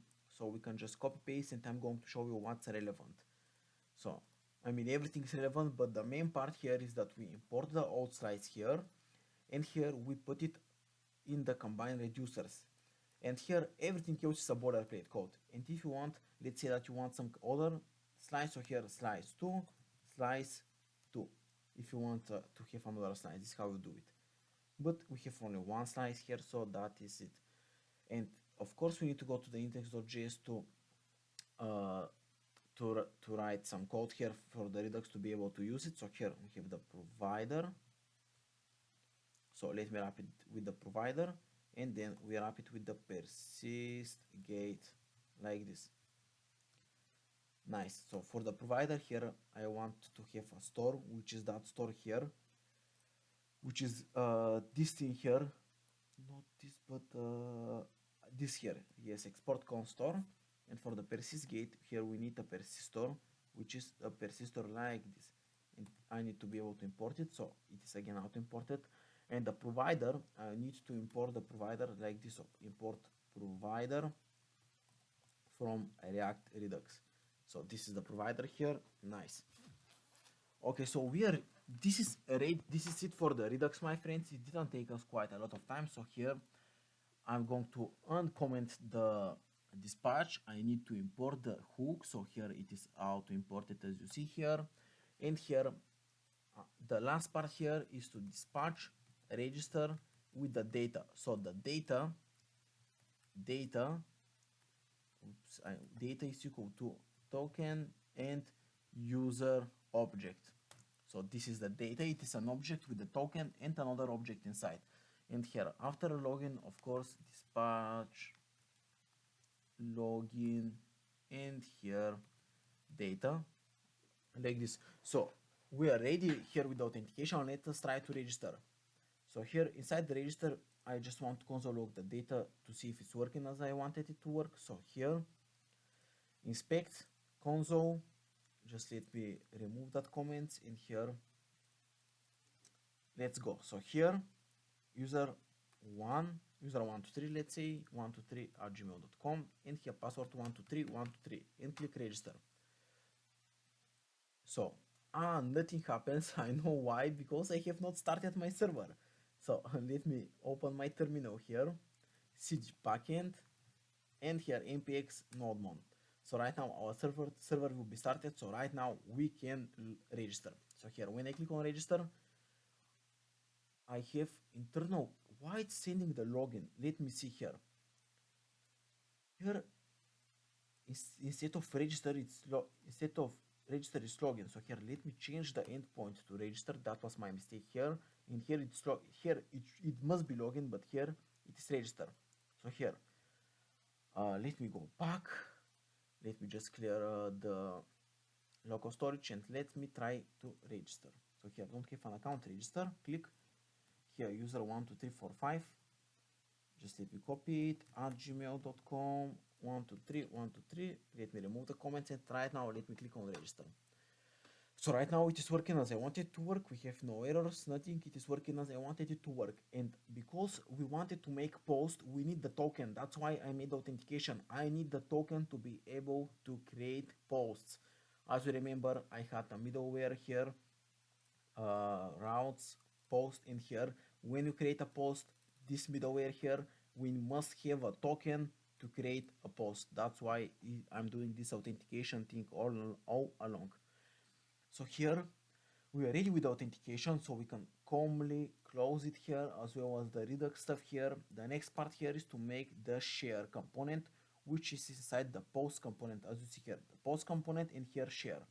So just a second here, and let's go here. Okay, so for the share component, let me just define the state here, which is here. First we have the description, set the description, then use state is equal to an empty string, const photo set photo. Here use state is going to be again an empty string, and here the token that we get here, so const token is equal to use selector from state, and here state, and here the auth slice. So here we are getting the auth slice, and I want to get just the token here, and just let me import the use selector here. I need to import it, so here from React Redux like this. And let's start typing here the JSX below here. So class name here is going to be equal to classes.share, and below here I'm going to have classes.share top, and here inside the share top here I'm going to have image, and here source of person. Below this I'm going to have an input with a type of a text. Placeholder is going to be share your opinion, and then I'm going to have a non-change which is going to keep track of the description here. So like this, set description is e.target.value, and below this input here I'm going to have a button with a post like this here, and here on click is going to be handle create post function. Just let me define it because I don't want to have an error. Async like this here. Nice. And this is for share top. Then below this classes.share bottom, we're going to bottom, not bot, so here share bottom, and here I'm going to have classes dot item 3 times here. So like this here I'm going to have 3 classes dot items. So for the first one it's live video and with the AI view camera icon. Then I'm going to have photo, just photo as a text, oops, and below I'm going to have IOMD photos, this icon here, and below it I'm going to have an activity and AI view smile. And in the second item actually it's not a div but a label with the HTML4 of photo, and right now I'm going to explain why we are doing this here. So as you may know, labels and inputs are connected. So label, its connection is from HTML4, and with the input it's from its ID. So let me just write here an input file like this, and its ID here must be photo. So those two values must be the same if I want them to be connected. So here, as you know, we're going to have a photo, and here on change is going to be taken the event, and here set photos to e.target.files, and here the 0 index. Why we are doing it like this? It's photo, not photos, and let me just explain it. So here, when you want to get an image and you put the image, it is inside an array which is called files, as you see here. And because we have only one image, it is the 0th index. So this is how we get the image here. And just let me see AI. Okay, let's import those things here. So, and I'm going to continue explaining. So here import person from // asset / person, and here the icons, which is AI view camera. So import AI view camera and AI view smile from React icons / AI, and here we have import IOMG photos from React icons IO. Like this here. Just let me refresh to get rid of those problems here. Nice, nice. Okay, the image is again super big, but you see how this is looking, and you see when I click on this photo, I get this here, which is great. You see, again I'm showing you. I click on photo, and it is like clicking on this. It is the same. Either choose file or this photo. So my goal here is to make this input a style of display to none. It is still going to be functional, but we are not going to see it. So here we don't see the input, but I can click on photo, and you see here everything pops up, which is great, great, great. This is what I wanted to do. So here I want, so here let me go just to the CSS, or I have one thing more to write here. So here I have a condition. If photo is equal to true, I want to show the photo for you to see. So here classes.photo container, and here it's AI outline close, and here I'm going to have a class name of classes.close icon, and here on click set photo to an empty string, and below here I'm going to have image with the source of URL dot create object URL. I know this is looking weird with this URL object URL. This is how, from if you have saved an image inside a state variable, this is how you can put it in the source. If I put directly the image like this here, just let me show here. If I put this image here, it's not going to show pop-up. I need to have this thing here, and that's how we are going to see it. And here just class name is going to be here classes.photo, like this here. So I can click on this photo and put a photo of this burger here, and you see here that big of a burger. I can click here and we have no more burger. The point is here to not be that big and to show you. So right now let me go to the styling sheets because we are ready with everything else here. I mean not everything but the JSX. We are ready with the JSX here. So let's go. Dot share is going to be width of 100%. Display of flex. Flex direction is going to be column. Align items of center. And here WebKit slash box shadow. And here that box shadow is 2 pixel, 1 pixel, 8 pixel, 4 pixel, RGBA 0.05.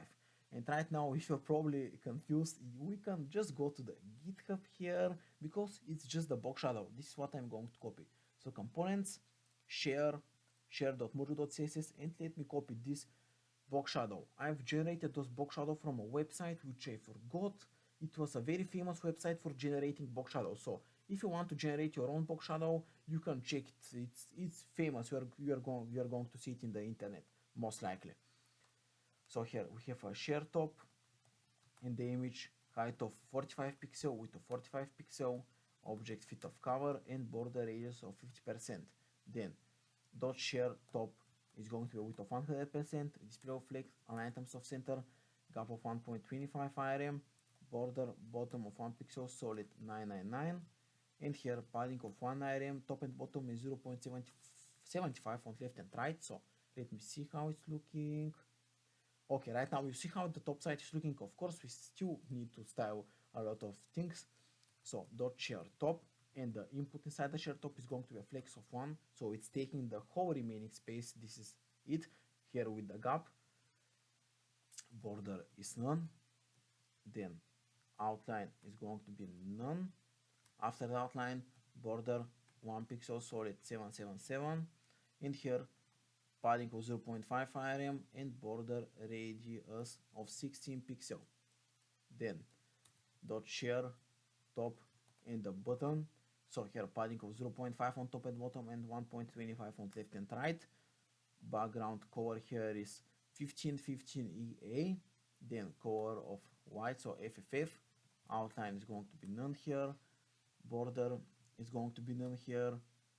Border radius of 12 pixel and cursor of pointer.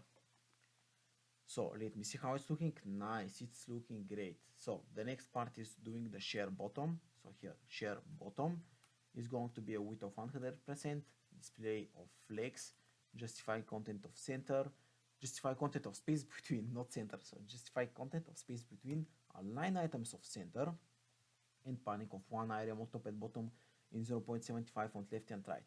Then share bottom, and here dot item is going to be a display of flex, align items of center, gap of 0.5 IRM, color of 222, and here cursor is going to be pointer. Then after this here I'm going to have photo container, which is going to be a position of relative, width of 100%, height of 300 pixel, and then dot photo is going to be width of 100%, height of 100%, object fit of cover, and position of relative. So I'm going to click here on the burger, and you probably see how it's looking. I'm going, why it's like this here? Because photo is here, photo can, just let me see here. I think it's because of the position. If I move it one div below, okay, right now I want it to look like this here. Nice. So here just move it one div, so move it below this div here, and you're going to see how it's looking. And lastly here it's the close icon. So close icon, position absolute, then top 1 IRM, right 1 IRM, height of 15 pixel, height of 15 pixel, width of 15 pixel, border radius 50%, background color of FFF, and Z index of 999. So right now you see how it is. So here I can click to remove it. I can put this image here, again click to remove. So you see here that logic, nice. So here I think we need just to make the function here, which is the handle create post. So here you see I have defined it, but I have not written it. So let's go here. First I want a try catch block, and inside the catch block console.error error. And for the try block here, let file name is equal to no. Then if we have a photo here, const form data is equal to new form data. Then file name is equal to crypto random UUID plus photo.name. So here we're generating a random name, because imagine in an application where people can upload images, and most likely they will be uploaded with the same name. Let's say food.jpg and food.jpg, two images with the same name. It's going to trigger some unexpected behavior or errors. So that's why with the crypto.randomuid function, we're generating random ID. So we are going to avoid this conflict of names. Then form data, and before continuing, this form data stuff is only for uploading images. That's why I'm doing it like this.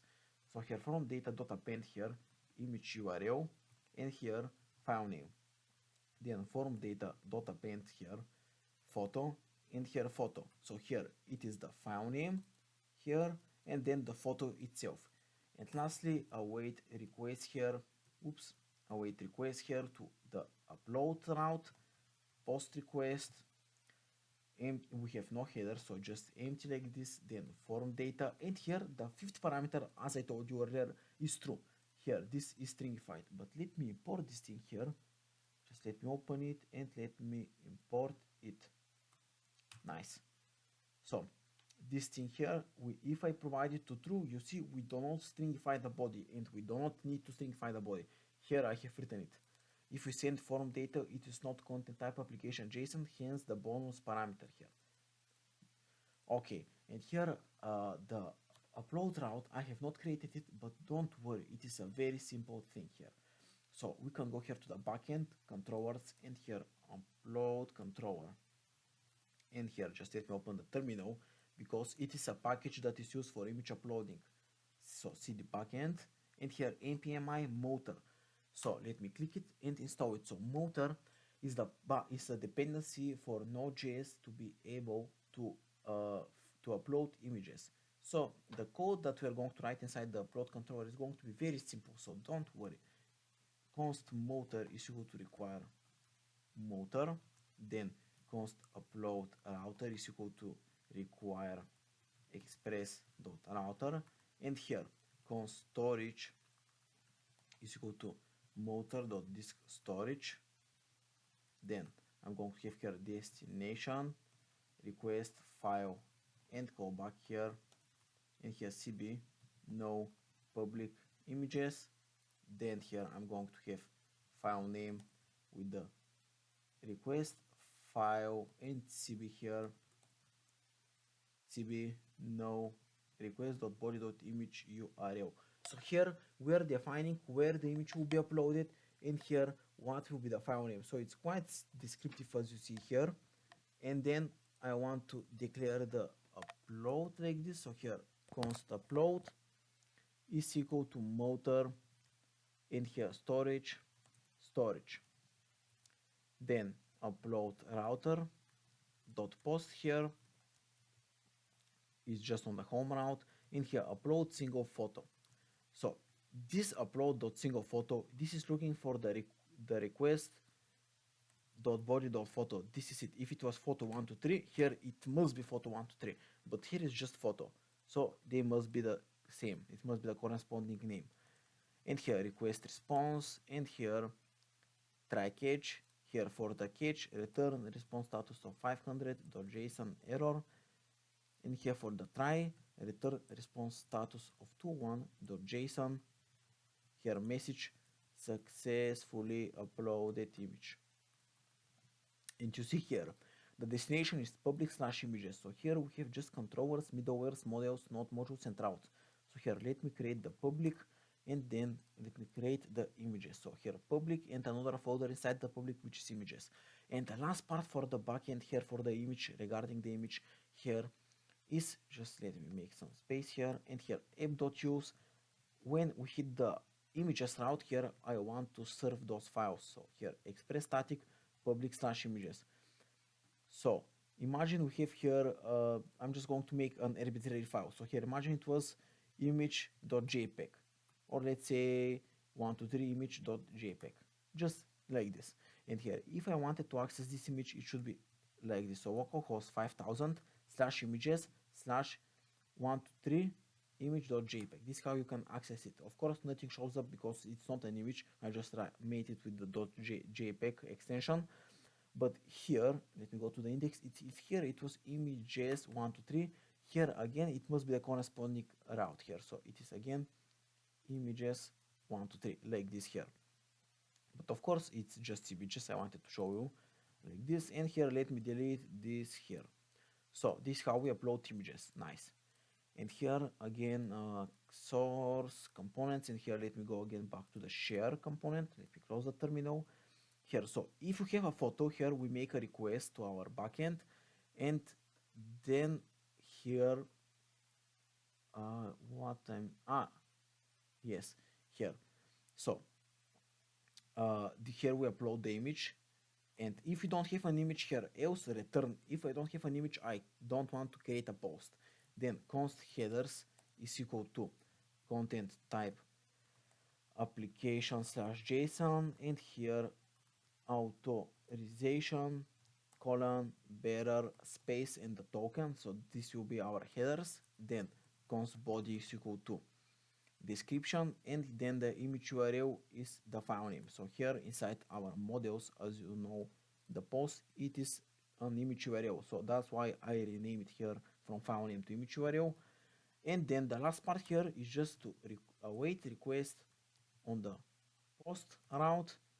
It's a post request, so post route on the post request with the headers and the body.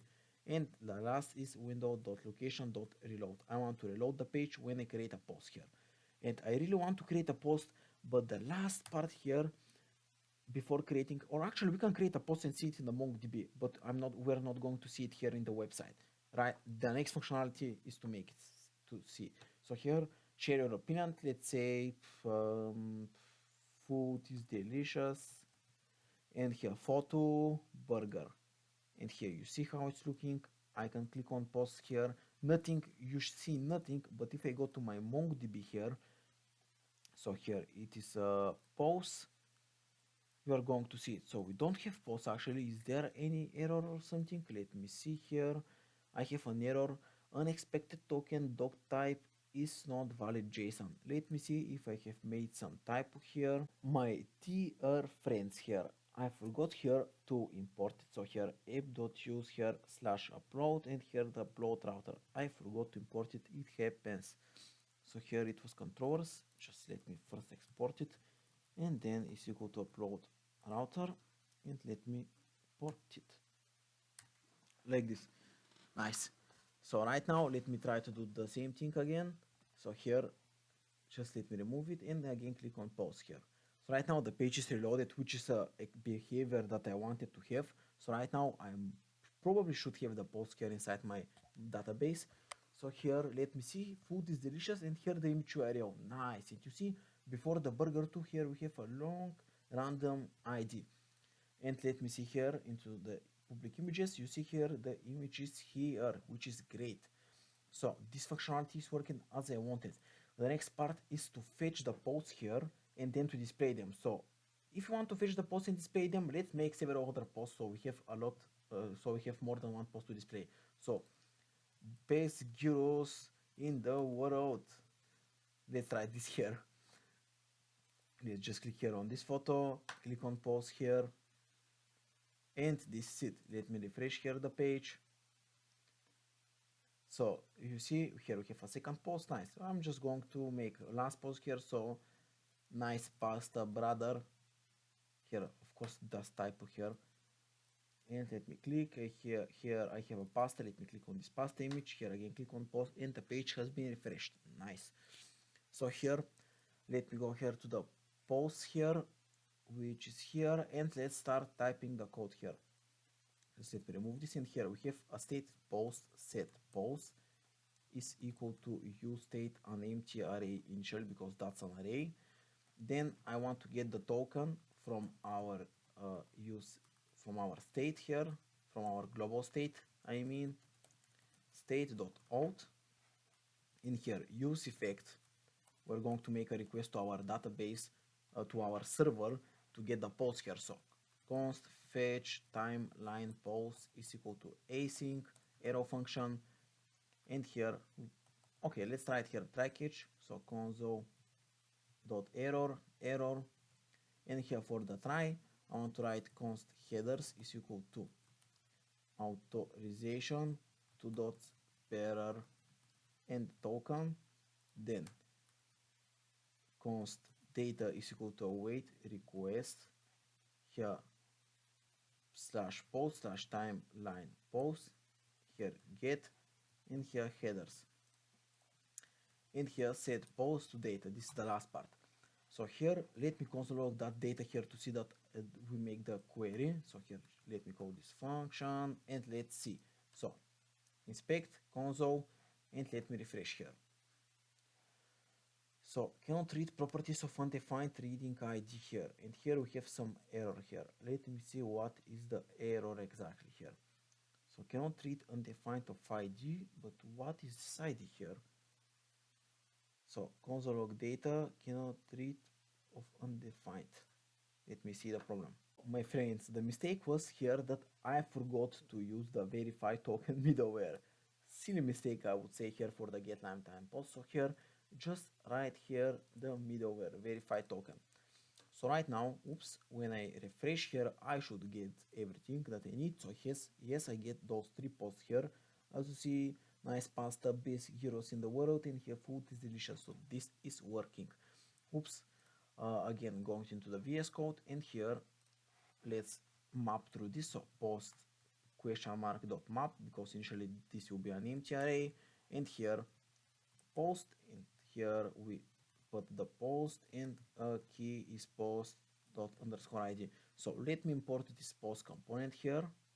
So import post, and let me see the page here. So it should be yes. So it's displaying those 3 posts here. Nice. But of course, as you may know here, we need to have I written here the CSS? Oh my god, I almost forgot here. So let me just write the CSS for the post.module.css, and I'm going to continue here. So let me again split the screen, and here the container is going to receive here a min height of calc 100 vh minus 60 pixel. This is our minimum height. Then width of 100%. Then dot wrapper is going to be height of 100%, width of 100%, display flex direction of column, gap of 3 item, and align items of center. Dot post is equal to, it's not equal, but post is going to have display of flex direction of column, gap of 5 item, and width of 100%. So right now you see how this spaced out nice, but of course we need to go here to our post, and let's start typing here everything. So here, just let me close it, and let's go here to our post component. We're going to have a lot of things here to write. So let's start here first with the JSX. So here, class name is going to be classes.post. And we're going to have classes.top. And here we have a link which is going to be to profile slash user dot underscore id. And here is going to be class name classes.top left. Then I'm going to have an image here, this static image here I want to import.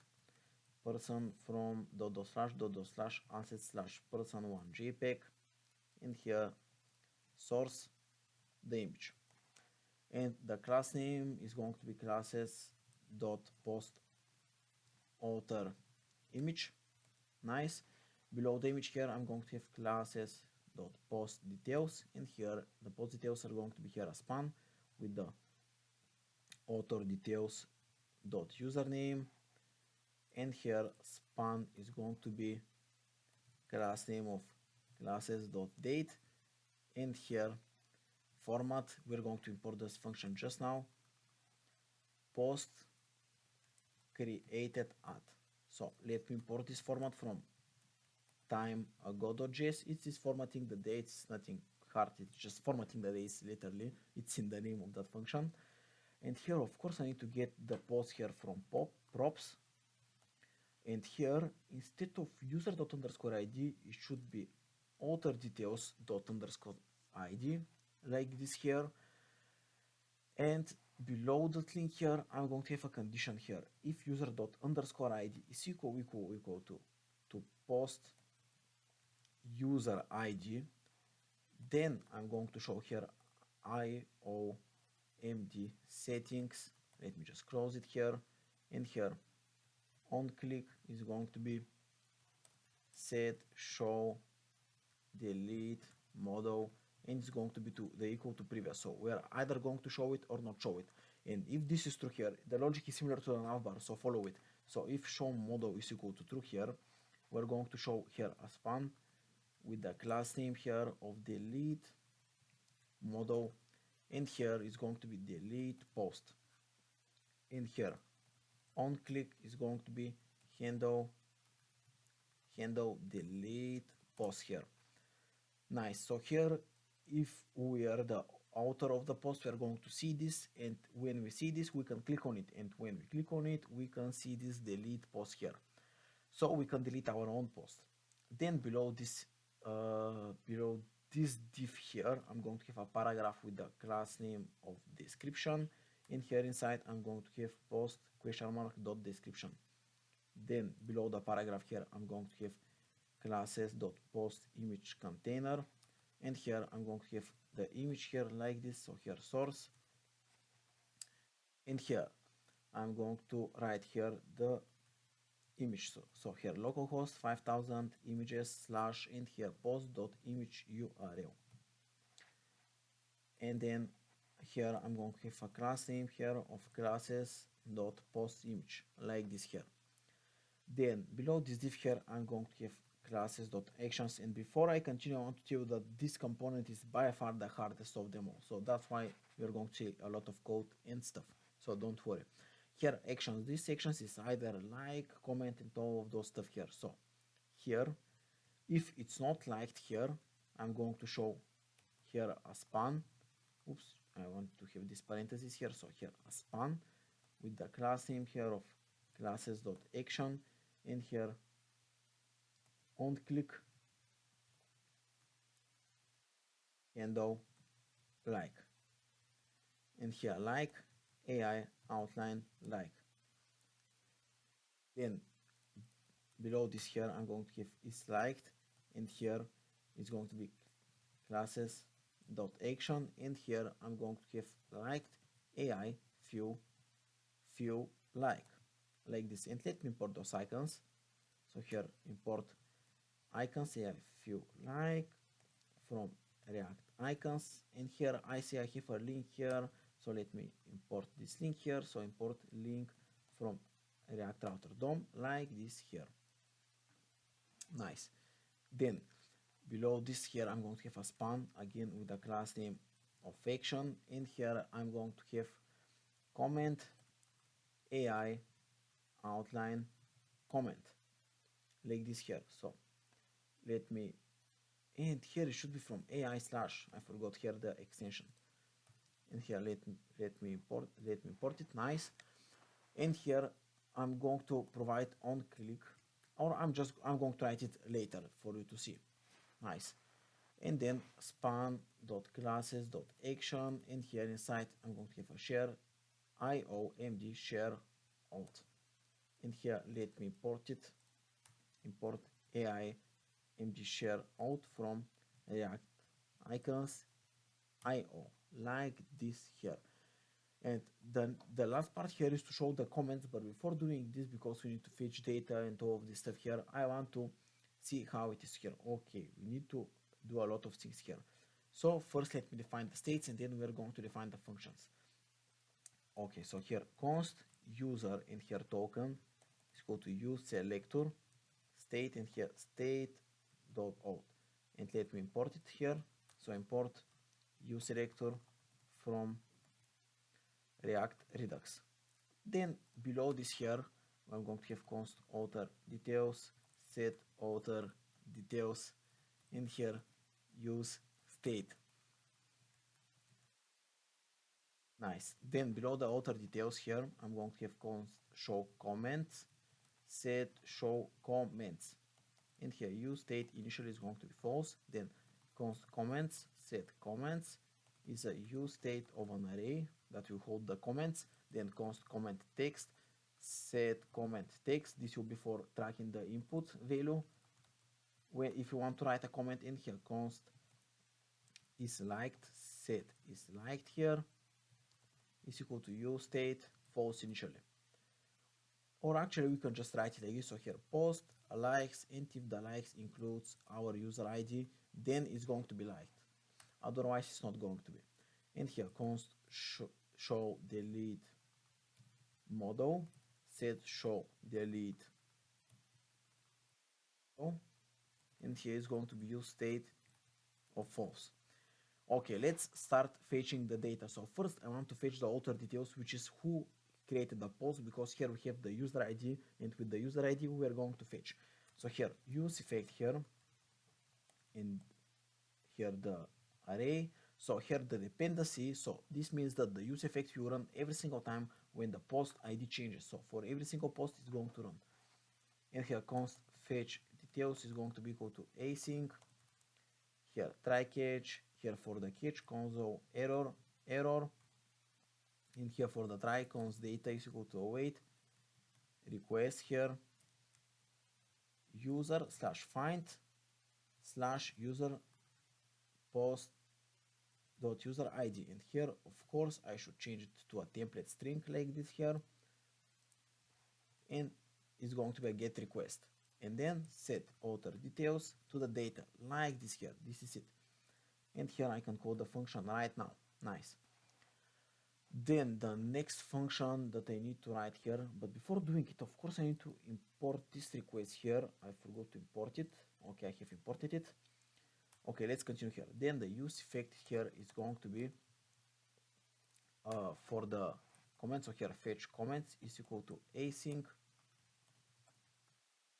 here a try catch console error here const data is equal to await request here slash comment slash post dot underscore id. So this is how we're going to get all the comments from this particular post with this request. So this will fetch the comments only for this post, I repeat. And here we set it to the state. So here we get the author of the post, it's his details, and here we get the comments. And let me call this function here, of course. Then I'm going to have a handle like dislike comment. Here I have some functions, but I'm wondering if I need to write them right now. I'm going to leave them for later. Right now I need to import this thing here, so import AI.io empty settings here, so like this here. Show delete model, show model, it's just show model, set show model. Here it's a typo here, it should be here just set show model, and here handle delete post and handle like. I'm just going to clear those functions for now, then I'm going to write the code. So handle delete post is equal to async here like this, and here I'm going to have const handle like is equal to async like this. Nice. Let me just refresh and see if I have any problems. No, I don't. Okay, I suggest to you that before we write some functions and stuff, I want to see how the post looks like finally, because as you see here, we need to write some CSS. So here, let me go here to the post.mojo.css and let's go here. So here dot post is width of 100%. Of course I need to split the screen, my friends. Here dot post is width of 100%. Display of flex direction is going to be column, border is going to be 1 pixel solid 999, then border radius of 20 pixel, overflow is going to be hidden, and here position is going to be relative. Then dot top is going to be padding of 1 item top and bottom, 0.5 on left and right. display of flex, align items of center, and justify content of center. But I don't think you can see that much because this image is too big. We're going to start it just now. So after this classing, we're going to do it. So display flex, align items of center, justify content of center. It's align items of center and gap of 0.5 IRM, text decoration of none, and color is going to be inherit. And then dot top left in the image inside, so post author image is going to be here height of 45 pixel, width of 45 pixel. Let me scroll down. Object fit of cover and border radius of 50%. Oops, 50%. So right now let me see. Okay, you see here that image, but the post image itself with this delicious pasta here, we need to style it too. So just, okay, so here it is. So here dot post, oops, just let me change to the English alphabet. So here post image container, width of 100% and height of 450 pixel, and here post image container, and the image inside is going to be width of 100%, height of 100%, and object fit of cover, like this here. So right now we see here the images, but we still here we need to style some things. So let's continue. So after this top left here, so after this here, I need to target the post details, which is going to be here display of flex direction is going to be column, and gap of 0.25 IRM. Then dot post details here and the span first child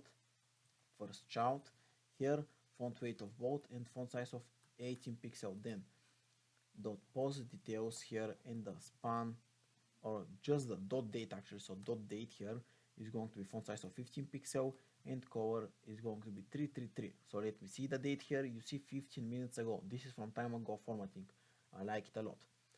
Nice. Then after the date here, I'm going to target the dot description here, and it's going to be padding of 0.5 IRM, then color of 666, font size of 18 pixel, and letter spacing is going to be 0.8 pixel. Then after this description here, I'm going to target here the actions, so here below everything, so dot actions is going to be padding of 1 IRM, display of flex, justify content of space between, align items of center, and border bottom of 1 pixel, solid 777. Let me see how it's looking. Nice. Then let's continue here. So every action, so let me just scroll down. So the individual actions, display of flex, align items, gap of 0.5 IRM, font size of 18 pixel, color is going to be 555, and here cursor is going to be pointer. Nice. After this here is going to be dot comment section, but this actually is for the comments. We are just going to write them right now, so let's not apply the styles for now. And you see how this is looking nice. And here, of course, this model I have not styled it. Wait, so here it is with the class name of delete model.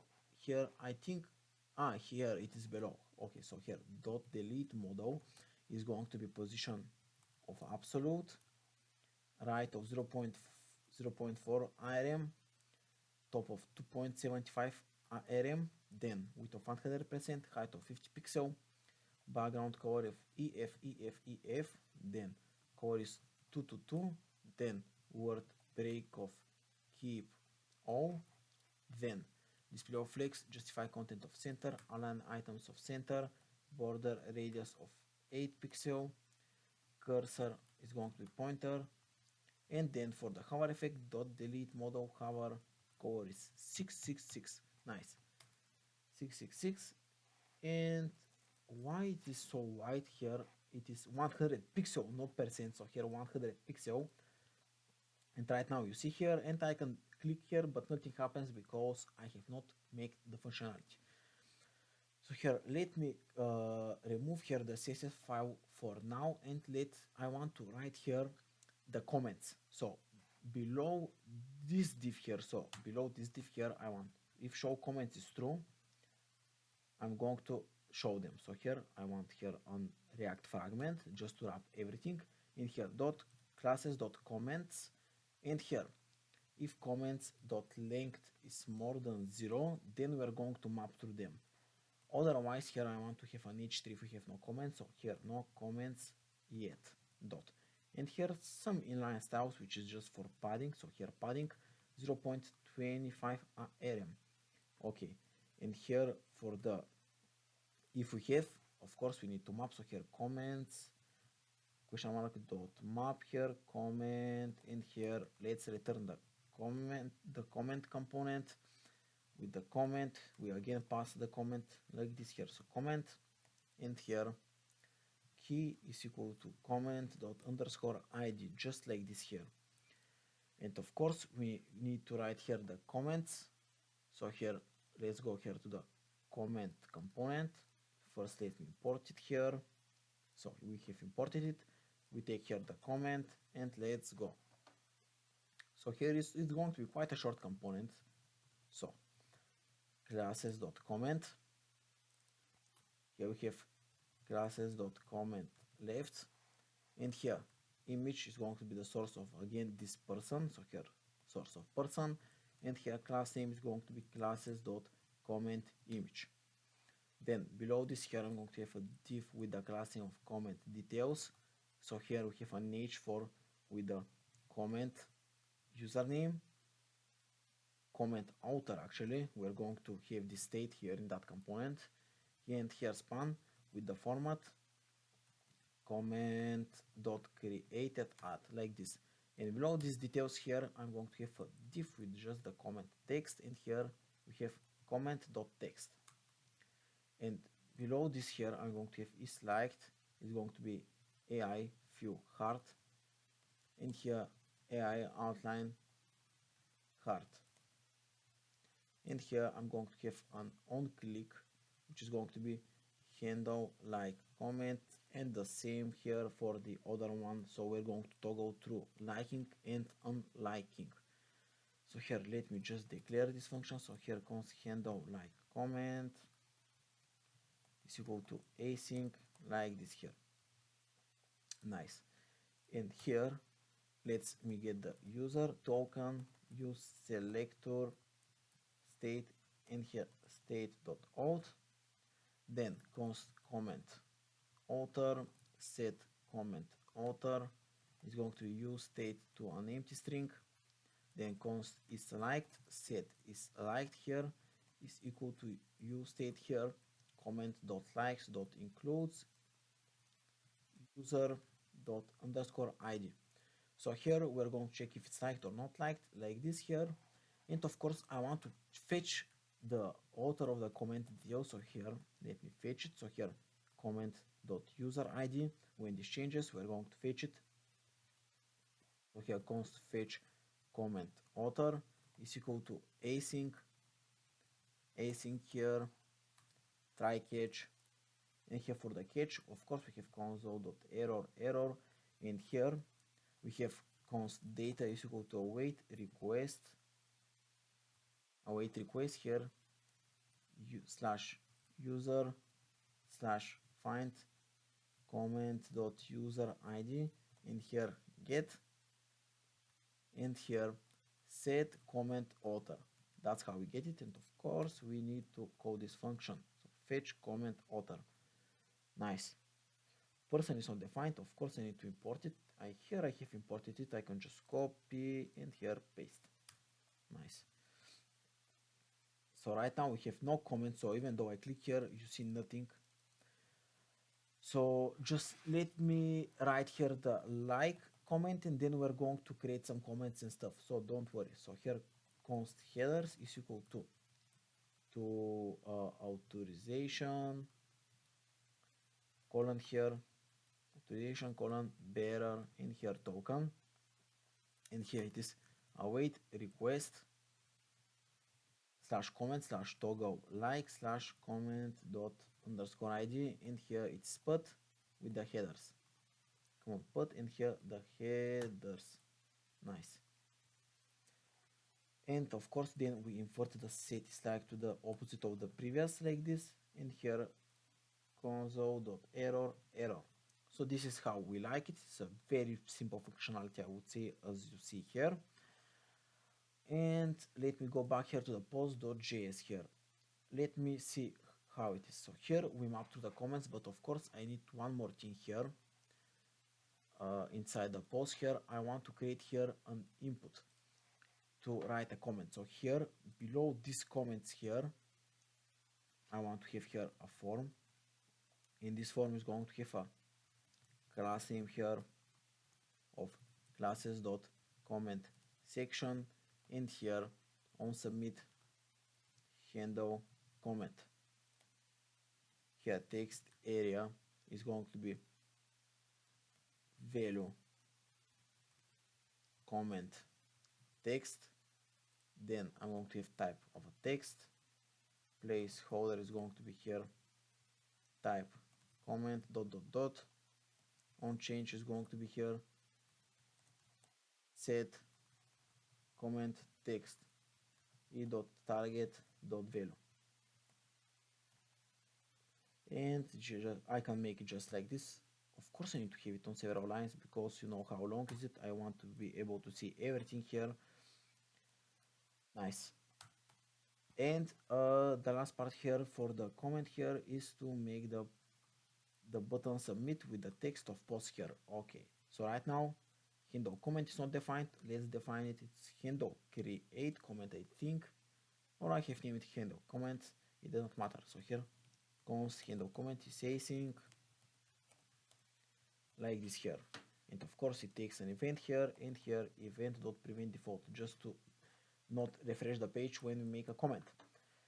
So right now when I click on a post here, I still see nothing. I think I know why, because here inside the AI outline comment here set show on click, actually here on click, and here set show comments, and here the previous, and here the opposite of the previous. So right now when I click here, you see how it is here, the input. Of course we need to style it just a little bit, so let's go again to the styling sheets to style this here, and then we're going to go only into the functions. So here yes, nice. So here dot comment section, and then we target the text area is going to receive here flex of 1, padding of 0.25 rm, padding left is going to be 1 rm, font height is going to be 32 pixel, outline is going to be none, border is going to be none, then border top is going to be 1 pixel solid 888, then border bottom is going to be 1 pixel solid 888 again, and then resize is going to be none. Then comment section and the button inside it is going to be padding of 0.25 on top and bottom, and 0.5 on left and right, height of 32 pixel, then border is going to be none, oops, outline is going to be none here, come on, cursor is going to be pointer, color is going to be FFF, background color is going to be 2626DE, and below border 1 pixel solid transparent. Then don't comment section is going to be here just a hover effect for the button, so background color is going to be white, border color is going to be this 2626DE, and here color 2626DE. So right now you see, and why this is not targeted, why the, wait, comment section and here the text area inside, why it's not targeted, wait, text area flex 1, if I refresh here, let me see, when I click it's not targeted, just let me see here what's the problem. Okay, I know what is the problem. I need to target here the comment section, because flex is only applied when we have display flex on the parent element. So here here margin top of 1 rm, padding of 1 rm, top and bottom is 0 on left and right, height of 40 pixel, display of flex, and align items of flex, and then dot comments is going to be here, display of flex direction is going to be column, oops, then I'm going to have gap of 2 rm, and padding of 1 rm, top and bottom, and 0 on left and right here. So you see how it is looking here, the text area, here the button, here I can write some comments, but right now you cannot see the comment because we have not created the functionality. So I suggest to you, my dear friends, that we go and create that functionality here for having the comments. So just let me close this here and let's make this handout comment. So just let me scroll and here handout comment, nice. And here let's make here a try catch, again console.error error, and here for the try block const headers is equal to content type application slash JSON, and then authorization bearer, and here token. Then below this here I'm going to have const data is equal to await request comment slash post slash headers, and here text comment text post id post dot underscore id here, and here set comments to the previous, and here if previous dot length is equal to 0 we return it like this, or we return it like the only element like this here. Otherwise we return data dot pref like this, we spread it. So this is how we do it. And the last part here is to set comment text to here to an empty string here. So right now the functionality for uploading the comment should work here. So right now comment 1, click on pause here, read properties of undefined, add comment. Let me see what's the problem here. Comment likes includes, wait, if I do it like this, so is it actually here? I think yes, I think it has, yes, here comment 1, yes, it has been working, but I need to apply apply the styles for the comment CSS. As you see here, I have not applied them. So let me go here to comment.module.css in order to apply them. So dot comments here is margin 1 rm top and bottom and 0 left and right, padding of 0 top and bottom and 0.75 on left and left and right. Then dot comment is going to have display of flex, align items of center, justify content of space between. Then dot comment left here is going to be display of flex, align items of center, and gap of 0.75 IRM. Then dot comment details here, and here a span, font size of 14 pixel and cover of 777. Then dot comment text here is going to be margin left of 0.75 IRM and cover of 222 and font size of 70 pixel. Then comment image is going to be height of 45 pixel, width of 45 pixel, object fit of cover, and border radius of 50%. So right now when I click, I have not, okay, you see here how is the comment looking like, nice. Here if I comment another time here, you see here it is on the topmost here, it is sorted by time.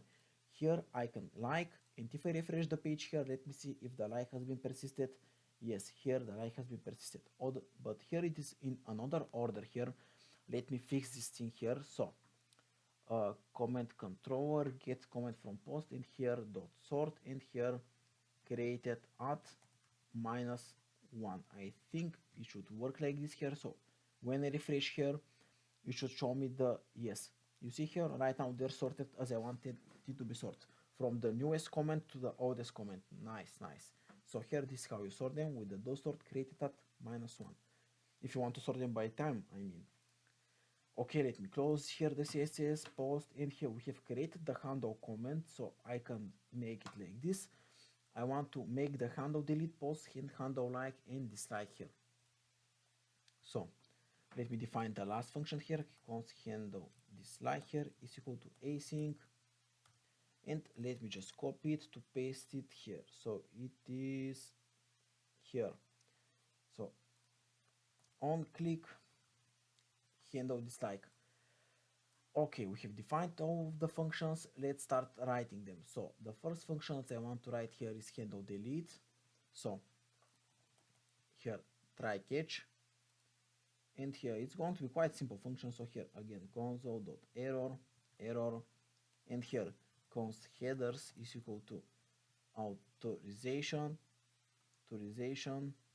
two dots, bearer, and here token. Then we make await request to slash post slash delete post slash post.id, delete, and then headers. And then I want to reload the page after I delete the post. So here window location.reload.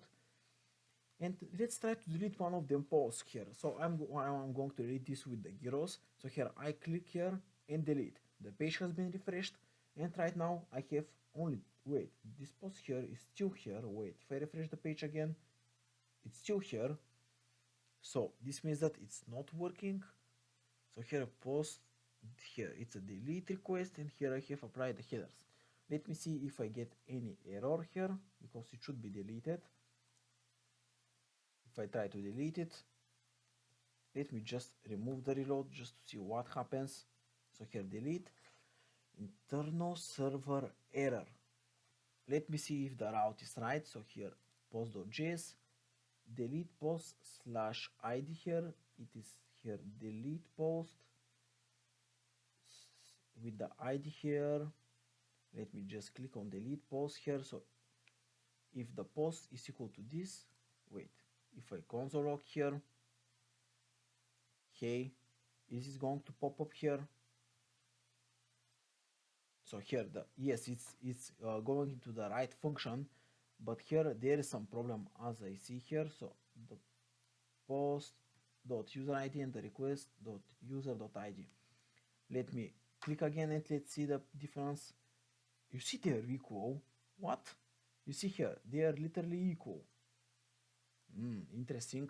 So here if I try to do it like this, so await post find by id and delete post dot underscore id, like this here. Right now if I try to delete it, so right now if I refresh and if the gyros is not here, okay, right now it has been successfully deleted. Nice. So make it like this here, my friends. Await post find by id and delete with the id of the post.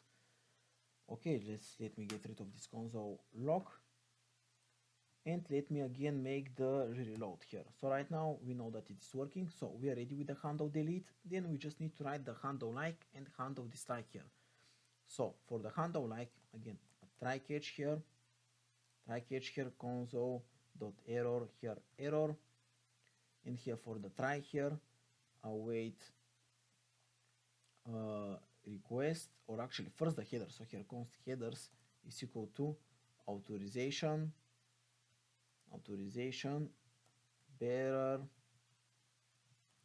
here the token, await request slash post slash dislike post slash post underscore id, here put, here headers. Nice. Then for the dislike here, oh, I almost forgot here, set is liked should be the opposite of the previous one. Of course we need to invert, I'm not sure if the word is invert, but make it the opposite. I mean make it the opposite. I'm not sure if invert means this. Okay, here try catch again for the handle dislike. So here the catch console.error error, and here for the try, first again const headers is equal to authorization,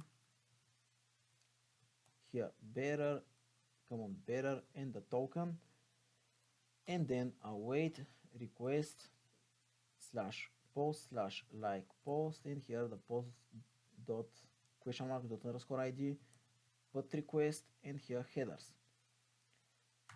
Nice. So right now if I try to like the post, you see here it's liked right now. If I click again, nothing happens. Wait, I want to check why nothing happens.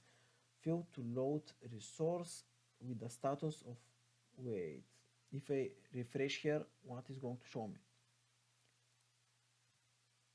Of course I need to invert it, set is like to the opposite of the previous. Here I forgot this thing here. Localhost internal server error. Why I have error here?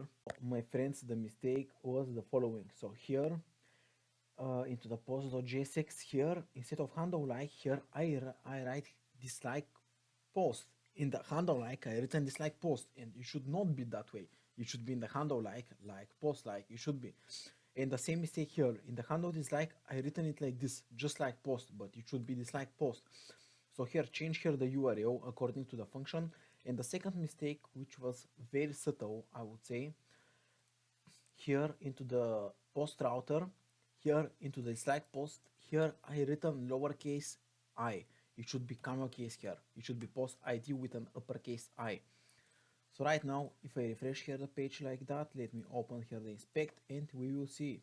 So here, when I click it, you see we have no error. Nice. And I can refresh the page, like again, refresh the page, and the like is persisted. So this is working. Nice. Then let me check where we were at. So we have the handle dislike, we have the handle like, we have created the delete post. So here I think we have written actually everything. So the posts are ready here, but we need to write these friends here. So let me go here to the friends, just let me close here those files, and here to the friends. Nice. And here we have class name is going to be classes.container. Then we're going to have classes.wrapper, and here if friends length, which is going to be a state here, so let me write it. So const friends set friends is equal to uState on empty array initially. And here, if friends.length is more than 0, here we're going to have an h3 with your friends. Otherwise, nothing will show up like this. And here we have another condition. If friends.map, actually not friends.map, but friends.length, again, if it's bigger than 0, then we're going to do this friends.map stuff. But if it's not bigger than 0, here I want to have an h3, which is going to say you have no friends right now, or let's say currently, you have no friends currently. And here style, and here it's going to be text align to center. Nice. And here, if it's just, I forgot here the question mark, so here let's go. So here friends, here it's yes, so oops, just like this. So friends dot map, and here friend, and here we return the following thing. So here we have a div with the class name here of friend, and of course we have a key here with the friends dot underscore ID, and here we have the image. So if the friend have a profile pic, because initially he would not have, so if he have a profile pic, we're going to show this. So http localhost 5000 / images, and here friend dot profile pic. But if he doesn't have, we're going to put a default image here of this person here that we have been using all over our application. So just like this, so person. And let me import this person here. So import person from // asset / person1. And below this image here, we're going to put the username of our friend. So here span, and here friend.username. So this was our component, and you see here you have no friends currently, so we cannot see anything. But of course we have not fetched the data, so of course initially it's going to be like this. So let's fetch, but we still have no friends because I have not created another profile. But let's go. So here const friends is equal to async try catch console.error error, and here inside the try block is going to be const friends is equal to await request /find /user friends /user._id, and we get the user._id from the uselector, so from our global state, so like this. So get state.auth, and let me import it. So uselector from React, not from React icons, but from React Redux. And let me import again this request here. So let me open this file again and let me import it. And then the next part here is to set the friends to this result here that we get. and let me call this function. I know that we are not going to get anything because I have only one account here and I don't have any friends from this profile here, so cannot read undefined reading length. Yes, you should be here with optional chaining to get rid of this error. So put the question mark, and when I refresh here, we get console, we get nothing. Yes, we get nothing. Of course, we don't have friends, so that's why it's like this. So no worries. So this is working. And here I want to create the profile details. So here you see when I click, I'm redirected to that page. But in order to display something, we need to write a few things here. So let's go here to the to the profile where it is. So here to the pages, and here profile details. So here inside the profile details, let me write here the code. So class name is going to be here classes.container. Here is going to be classes.wrapper. And here again, we're going to have the navbar on the topmost here. And then below, we're going to have classes.main. And here, it's sidebar and then profile. So here, let me import the navbar and the profile. Navbar, profile.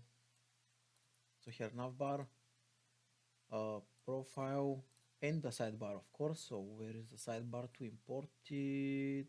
Yes, here. And let's import the sidebar. Nice. And here I'm just going to write some CSS for my profile details. So here again, let me open it. In here, dot container is going to be a height of 100%, width of 100%, and padding bottom of 5 IRM. Then dot wrapper, here dot wrapper is going to be here a height of 100%, width of 100%, and below dot main, margin top of 3 IRM. Display is going to be grid here. Grid template column is going to be 1.25 FR for the sidebar, and for FR is going to be for the profile component. And lastly, here we're going to have a grid gap of 7.5 IRM. So this is just a few of the stylings here for the profile details. So let me close it here, and we can go here to the profile component. Okay, let's start. I'm first in this component. Firstly, I'm going to define the state and some stuff, and then the JSX. So let's go. Const id is equal to use params. And this thing here, I'm going to show you why we do it. So just let me import it again from React Router DOM. You see here we have this ID here, and this is how we can get access to it, of like this here. And let me console log just to prove it to you if you don't trust me somehow. Let me refresh the page, and here, why it's not console logging? Wait, it was console logging, but I was clicking, I had clicked here on no errors, and this thing here is on messages. So you see here right now, again, I can refresh here, and you see here the ID 346, here it ends with 346. Nice. So with this ID we can fetch, of course, some data. Whoops, sorry.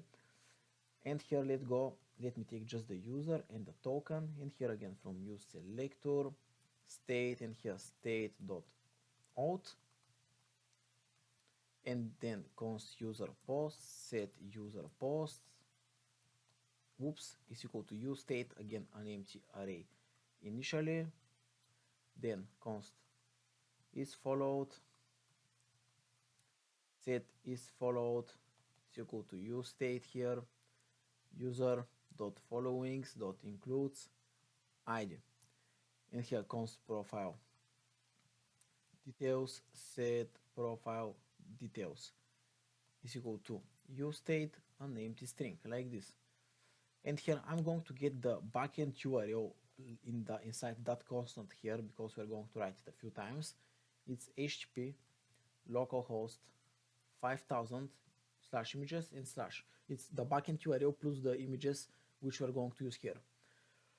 Okay, let me fetch here the user data, the posts and the stuff here. So here use effect is going to be to like this, and the dependencies, of course, the ID here. So when the ID changes, we want to run this use effect again.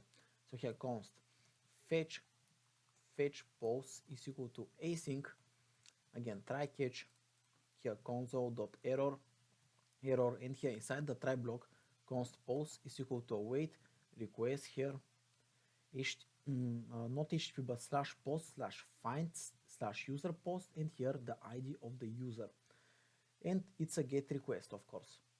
And then we save the set user post to the post here, like this here, and we call this function. Then I want to fetch the user data, so here use effect is going to be like this. So the effect const fetch user data is going to be an async function here. Again, try catch console.error error, and here for the try block is going to be const user is equal to await request, and here user slash finds, and here the ID, and again it's a get request, so here a get request, and here set profile details to the user, like this. Nice, so we are ready with this. Just call this, and again the dependency is the ID here. Okay, let's start typing here the JSX. So its class name is going to be classes.container, and here classes.wrapper, and here I'm going to have classes.top, so container, wrapper, and top. And for the top here I'm going to have an image which is going to have a source tag. Just let me write the class name and we're going to do it. So classes.cover picture, and here inside the source of the image here we're going to do it like this. So profile details, if profile details dot cover picture, so this is how we check it. So if that is equal to true, then backend URL, so this backend URL very constant plus profile details cover pic. But if we don't have it, so by default we don't have it, so if we don't have it, we use this cover picture, and let me import it. So import cover picture from // asset / Italy. So here just let me show, yes, italy.jpg. So this is how I do it. If we have a cover pic, let me use this cover pic. Otherwise we're going to use this cover picture. Then I'm going to copy this because we are going to have a similar logic. This time is for the profile pic. So let me import it. So person from // asset / person. So this here is for the profile pic. So here profile pic, and if you have a profile pic, show the profile pic. Otherwise it's going to be just person like this here, right? No. Yes. Okay, below this image here I'm going to have classes.profile data, and here I just see that the class name should be different. It should be profile picture, not cover picture for the second. Okay, I digress, let's continue. So here I'm having an h2 with the class name of username, and here the username is the profile details $username. Below the h2 here we have a condition. So if the ID is not equal to the user ID, so this means that this is not our profile. So if those equate to false, this means that this is not our profile. So here if you make this condition, here we have a button with the class name here, class name of follow ptn, and here if is followed is equal to true, here it is followed, otherwise it's follow. And here it should be question mark, not colon, so it should be like this. And below this if here if id is equal to user._id, so this time if this is our own profile, we're going to have this share, so we can post. Let me open this share here, so like this share, nice. And here below we have classes.post, and here user post (map post), and here we return the post component with the key is going to be post_id, and here we pass of course the post like this here. So let me import it like this, nice. Oops, so use selector is not defined, request is not defined. Okay, let me import them, no problem. So import use selector from React Redux and import request. So we have imported it. Let me see how it's looking. Of course we need to style it as you see here, so let me go to the CSS and let's start styling it. So here let me close it like this, and let's start styling it. So dot container is a height of calc 100 vh minus 60 pixel and width of 100%.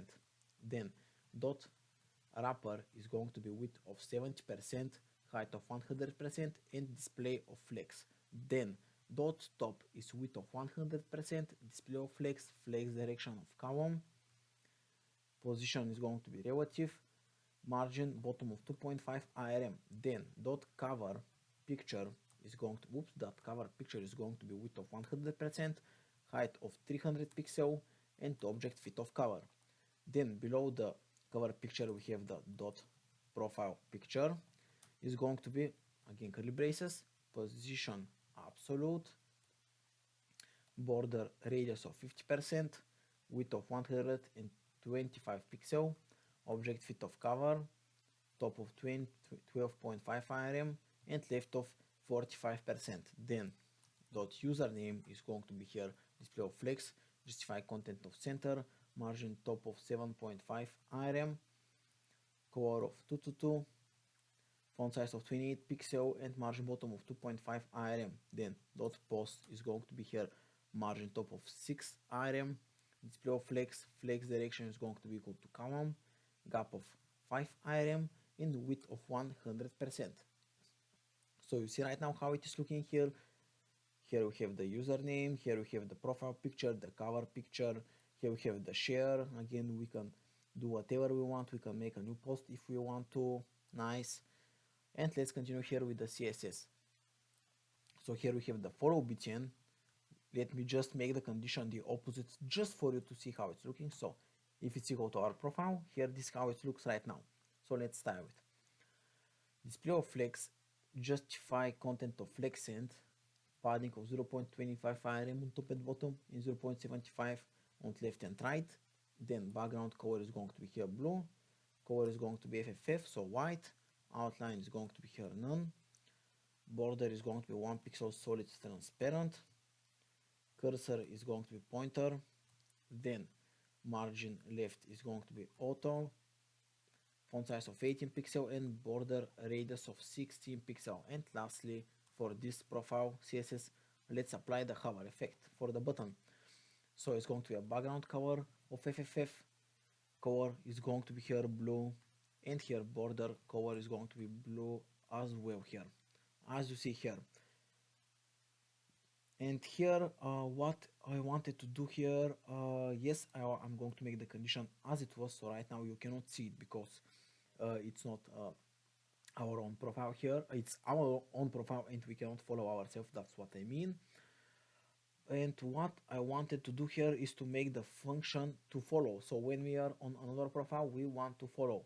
So here const handle follow is equal to async, and here again a try catch. So for the catch, you know, console.error error, but for the try block here it is const headers is equal to authorization, and here bearer with the token.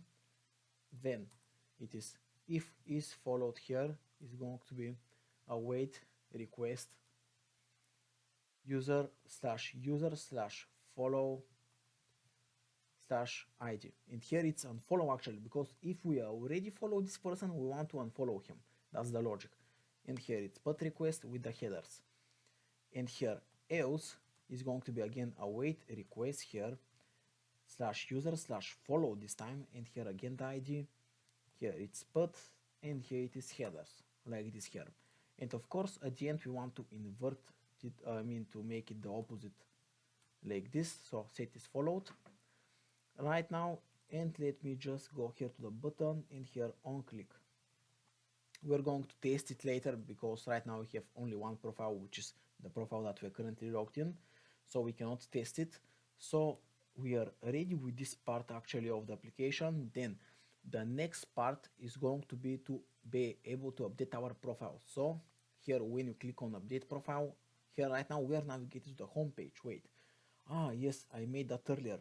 So here it should be navigated like this. So here slash update profile slash user dot underscore id, and of course I need to get it from Redux. So here from our global state, state, and here state.auth. So right now, when I click here on update profile, you see here I am on the update profile page. So let me go here to the, just let me close all the files here, and here let me go to the pages, and here update profile. So let's start typing here. First I want to initialize the state and stuff, so here user token users use selector here state, and here state.auth. Then const username, set username is going to be equal to u state. Then const email, set email is going to be equal to u state. Then const password is going to be set password here, you know, the state. Actually, I'm not going to need the password here. Let me remove it, or actually let me write just profile pic, set profile pic. Then const cover pic, set cover pic is equal to use state here to again an empty string, and here const navigate is equal to use navigate. Let me import use navigate from React Router DOM, and here let me import it from use selector here from React Redux. Const handle update is equal to async event, and here event prevent default. And before typing the whole function, I suggest to you that we write the JSX and then we write the function here, the logic of the function. So let's go here. Initially I have here an empty fragment. Let me get here the navbar. So here navbar, let me import it from components, navbar, and here navbar. Nice. Okay, so the navbar is imported. Just let me refresh the page. You see here we have the navbar, but we need to write the remaining JSX. So here dot classes dot container, then again dot classes dot wrapper, and here form with the dot classes dot form. Oops, like this, and here we have on submit with the handle update. And here inside the form here I have h2 with the update profile. Below the h2 here we have classes dot input box, so a div with the class name of input box, and here label with the HTML4 of username, and here we have username, and below this we have an input with the type of text. ID is going to be username, and here we have value of username, and then we have on change here is going to be equal to event, and here set username e.target.value, like this. And here I can copy this input box another time here for the email. So here HTML for email, type email, just everything email here, ID email, here the text inside the label email, you get the point. What else here? Again email, and here set email as the setter function. Then after this here I'm going to copy paste, but it's going to be quite different. So here it is PFP, and here the text is profile picture with the AI outline file image, this icon here. And below this here we have a type of a file, ID of PFP, the same here with the HTML4. We have no value here initial, and here for the on change it's set profile pic, and here instead of e.target.value, e.target.files, and here the 0 at index. And here of course the style is going to be displayed as none, the same logic as before. So right now you see how it is. I can click here, and here it pops up. Nice.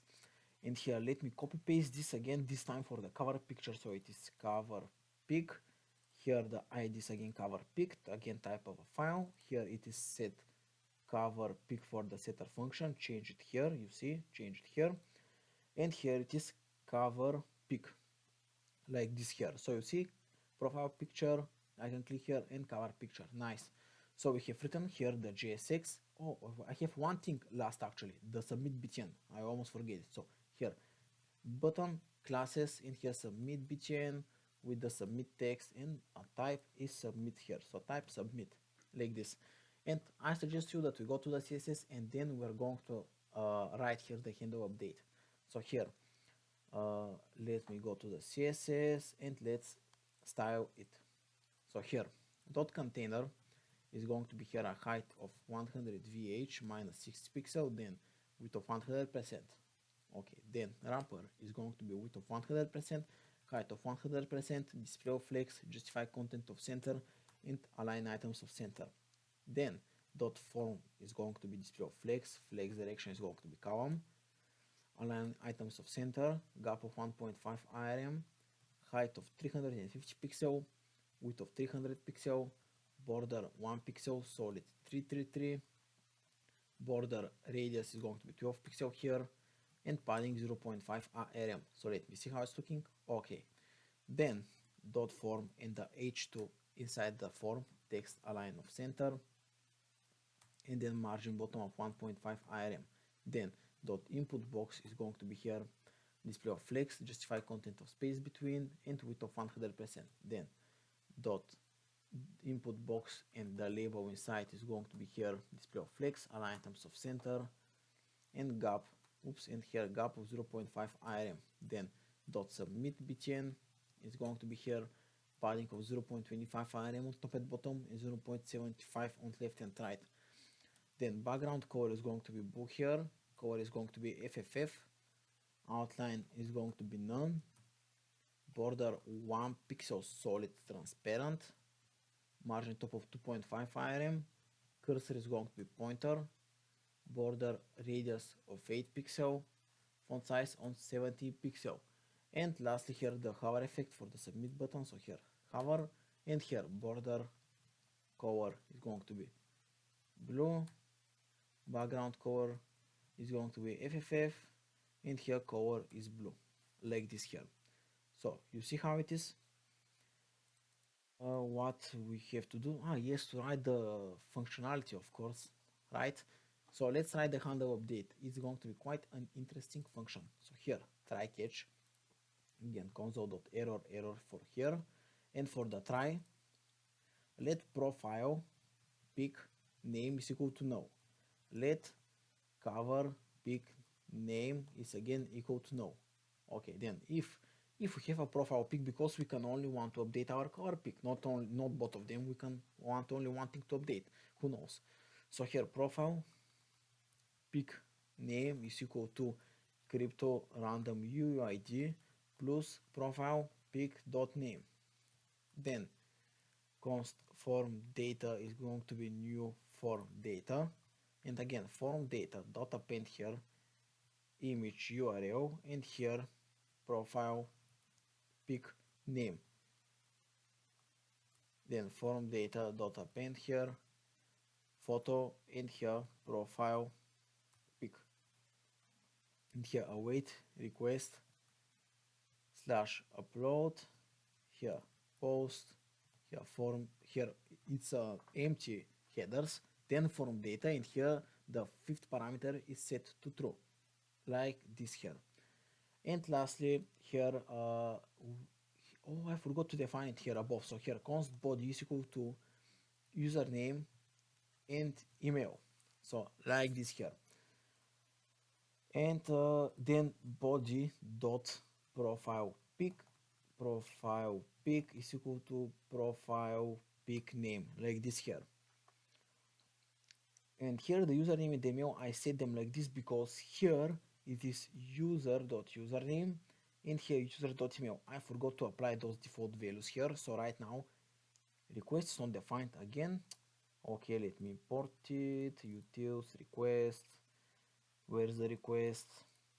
So right now when I set those default values, you see how they're here, and I can change them if I want, but they are here, the default values are here. Nice.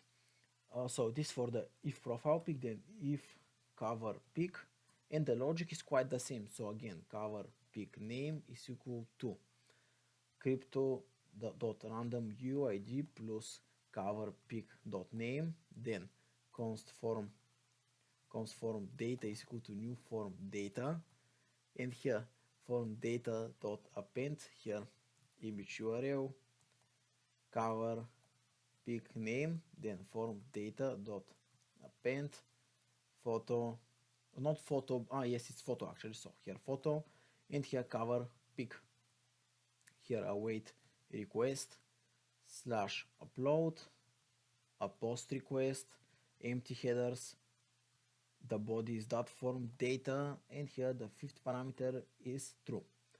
And again, body.cover pick is equal to cover pick name. If you don't understand this function from the first try, I suggest that you watch this part of the video several times till you understand it. And here const headers is equal to, so headers is equal to content slash type application slash JSON, and here authorization, common authorization, better, and here the token. And then we made await request. Here it is user update user dot underscore ID. Here put headers, and here the body. And then we navigate to the profile details page basically. So here we do the update, we make the request, and here we're navigated back. So here let me want to change the name from 12345 to 12345, and here a 6 and the 6 as well as the email. And I want to change the profile picture here to, let's say, this person here, this person here that you see. So let me click on it and let me click on submit.